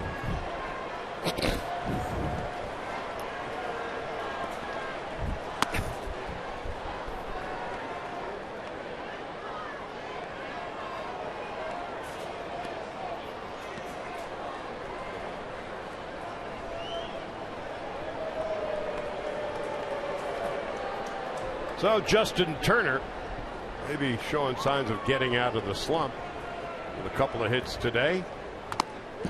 Fouls it back. Turner, since coming off the disabled list, has been under 200. And that staph infection, well, not only took him out of action, but halted whatever offensive momentum he had to that point. And then trying to come back. It wasn't like coming back from a sprain. Or as hot as he had been for the last year and 3 quarters, he was almost due for a little mini slump. It did seem like that injury and that time off coincided with him not being able to get his swing back, and you see him grinding on some mechanics right there even.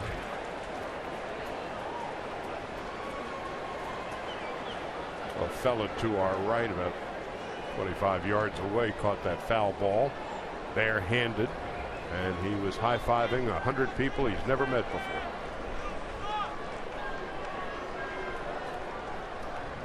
I was going to ask Oral, what city was he from? Wow. It's okay. Wow. It's all right. It's from Valencia. Oh, okay. He's a Dodger fan. See, I knew he'd know. That's why. Oh, not Chula Vista? No. He's the other one.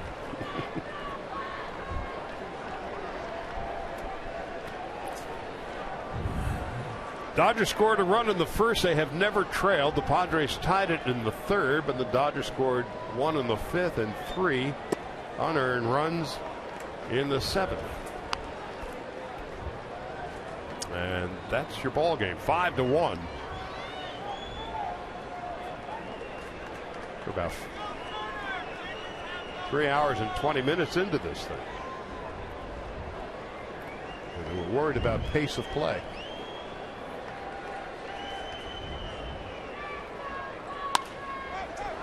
And another foul ball. And Myers leaning into the dugout and can't quite reach it into the Padre dugout.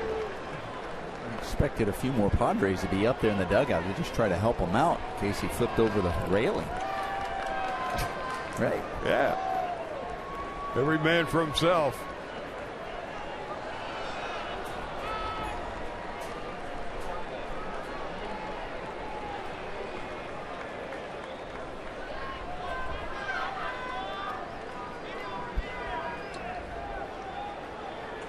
We're in the top half of the ninth. And it's 3-2.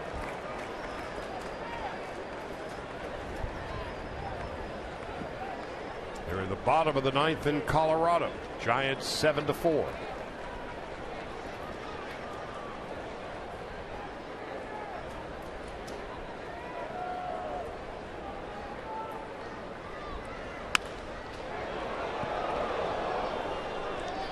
A reminder to Justin Turner, the first pitch tomorrow is at 6:05. Swing's starting to look better, though. Don Mattingly had some quotes talking about Justin's been struggling a little bit with the ball inside. And that ball right there, he really turned on and got the barrel on it. He looked plenty quick in there. This is the 10th pitch of the at-bat. There will be an 11th. Thought the same gentleman was going to catch that ball.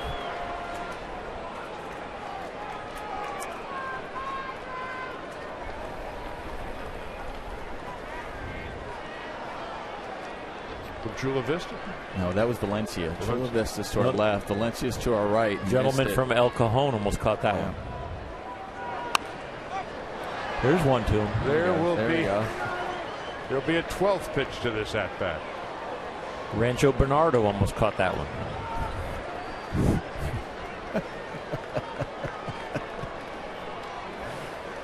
It's a man crying out for help.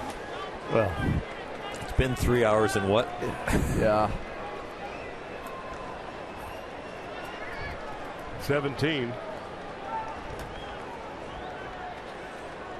Again, Turner is struck out. So that's the first out of the ninth.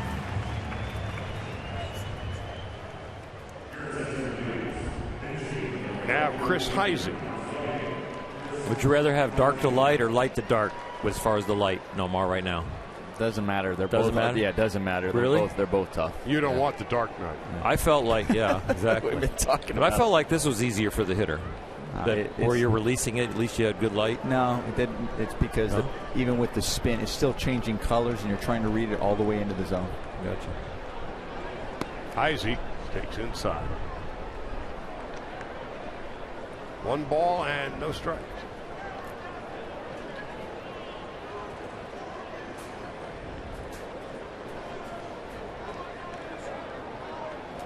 Rockies are down to their final out. Giants 7-4.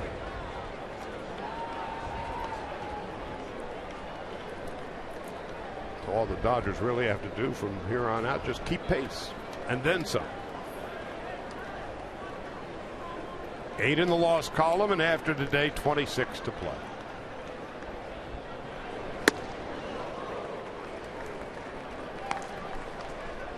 Two balls and 1 strike to Heisey. He was in that 19-inning, 5-hour and 44-minute first game of the doubleheader the other day at Oklahoma City.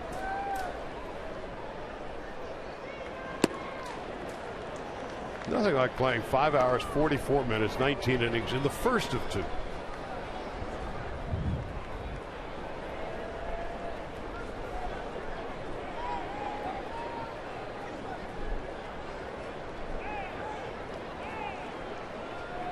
Three and 1 with 1 out. 3 balls and 2 strikes.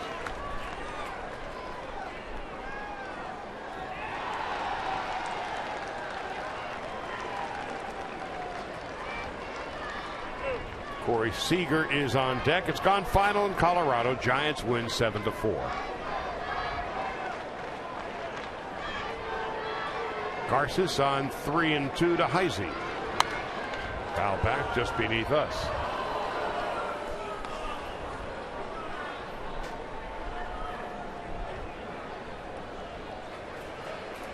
What's the difference between you and me, Nomar? As the ball was coming up here, you were going toward it, and I was moving behind your back. I was hoping to catch it so Oral could say that was a gentleman from Whittier, California who got that. Heisey down on strikes. There's 2 out. It's not where you're born. Oh, it's where you live now. Oh, well, if you're going to do it, get it right. Oh, sorry, I didn't know that was the criteria. If you'd have caught it, I'd said Manhattan Beach. Oh, gotcha. Okay. Either way, if I caught it, you wouldn't have to look it up. You would know right away. So I was trying to catch it for you. Could have just said, hey, that was Nomar. Now here's Seager, 1 for 4. Outside, 1 ball, no strikes.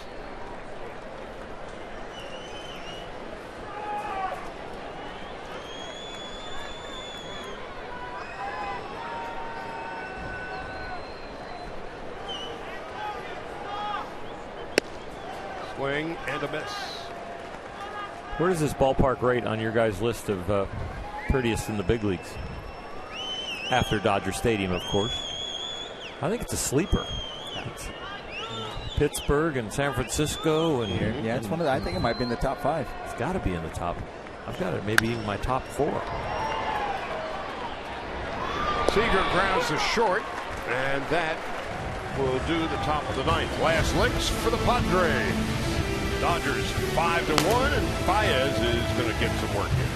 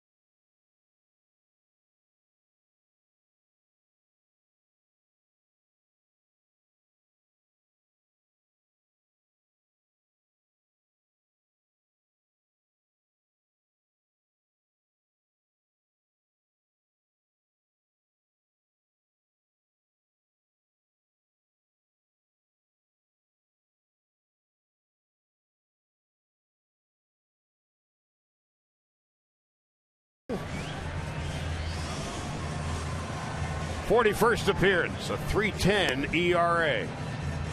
Strikes out a little more than 1 per inning, and opposing hitters hitting .245 against him. He is the 5th Dodger pitcher of the day.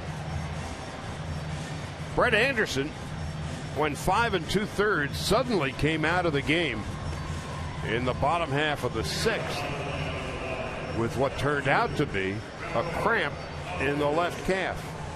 For the first half hour or so, we did not hear any sort of word and say, oh my goodness, here's Anderson with a history of injuries.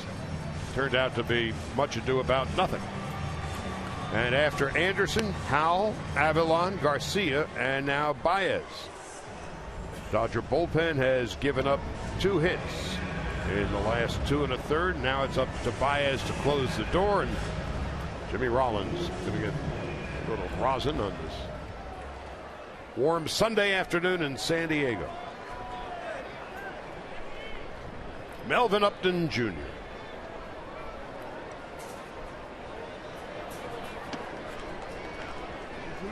Upton pinch hitting in the 6th inning with 2 on and 2 out. Last one at Seager, it deflected off his glove, but right into the glove of Jimmy Rollins, and he was able to get the speedy Upton by a half a step. That was immediately after Anderson came out of the game. So that was the beginning of the turning point of this game, because then in the top of the 7th, Dodgers would load the bases with 2 out. Ethier, a little squibber down the first base line, and Nick Vincent threw it over the head of the first baseman. The Dodgers got 3 free runs. So from a 2-1 game to a 5-1 game, it's where we are now with a 1-2 count to Upton in the 9th.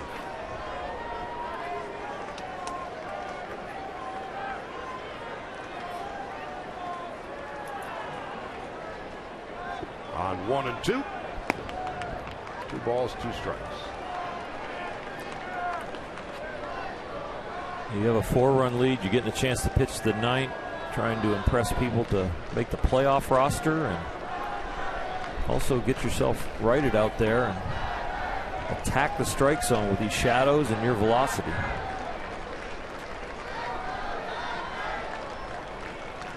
On 2 and 2. So the last thing in the world you want to do is walk the leadoff hit. As far as your priority list, throwing strikes is at the top. No free passes.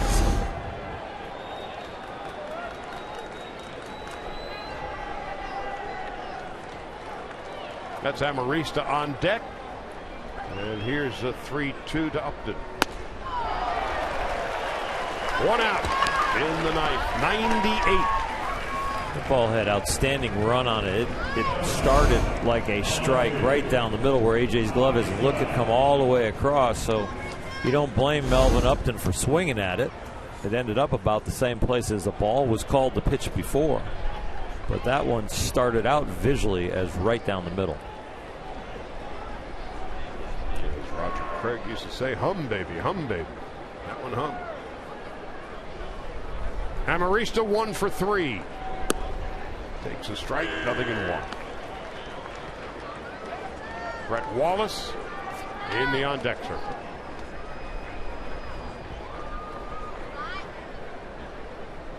So the Dodgers will either bus it back to Los Angeles, some will drive their cars, other will be driven.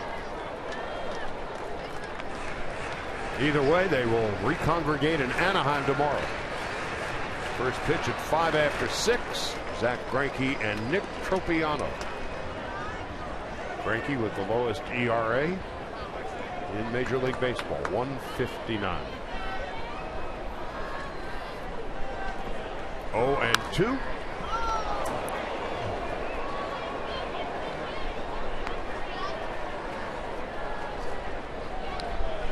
You can't play without one of those.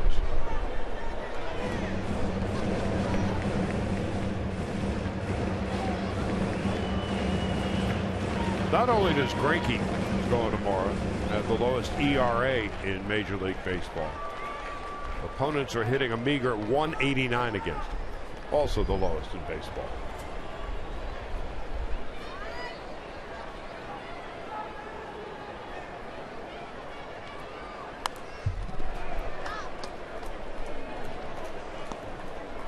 And then there's Kershaw, who will be pitching on Tuesday against Andrew Heaney. Kershaw and his hefty ER of 2.18. That dynamic duo right there is going to compete for the Cy Young down the stretch.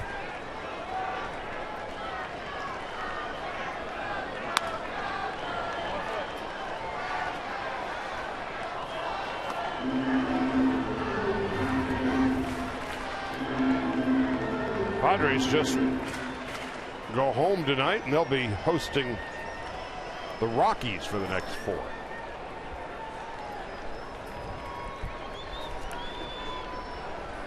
No balls and 2 strikes. Baez to Amarista. Chopped to first. Gonzalez takes it by himself. So the Dodgers are 1 out away from whittling the magic number down to 19.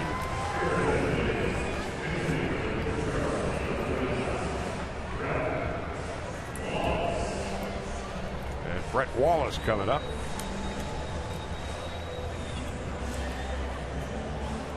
One of those 3 home runs that Wallace hit came the other night off Hatcher. One of the 3 pinch hit home runs. That was one of the few pitches that Chris Hatcher, since coming off the DL, really center cut. He's been locked in. He hung a little slider that Wallace picked on.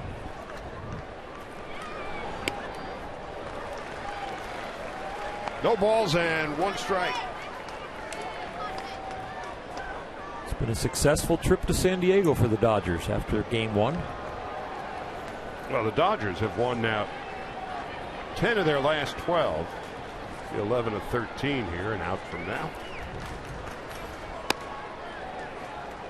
And with the win, assuming all that happens, they'll be 27-19 since the All-Star break and a season high 20 games over 500.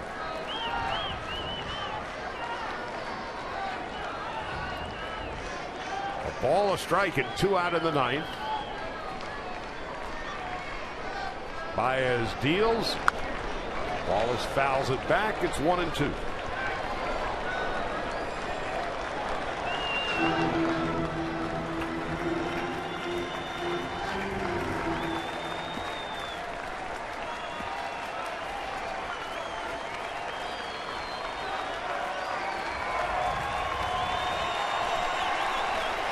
Most of the crowd that's left, Dodger fans. Baez on 1 and 2, swung on and missed strike 3, and so now there are just 26 games left to play in the regular season.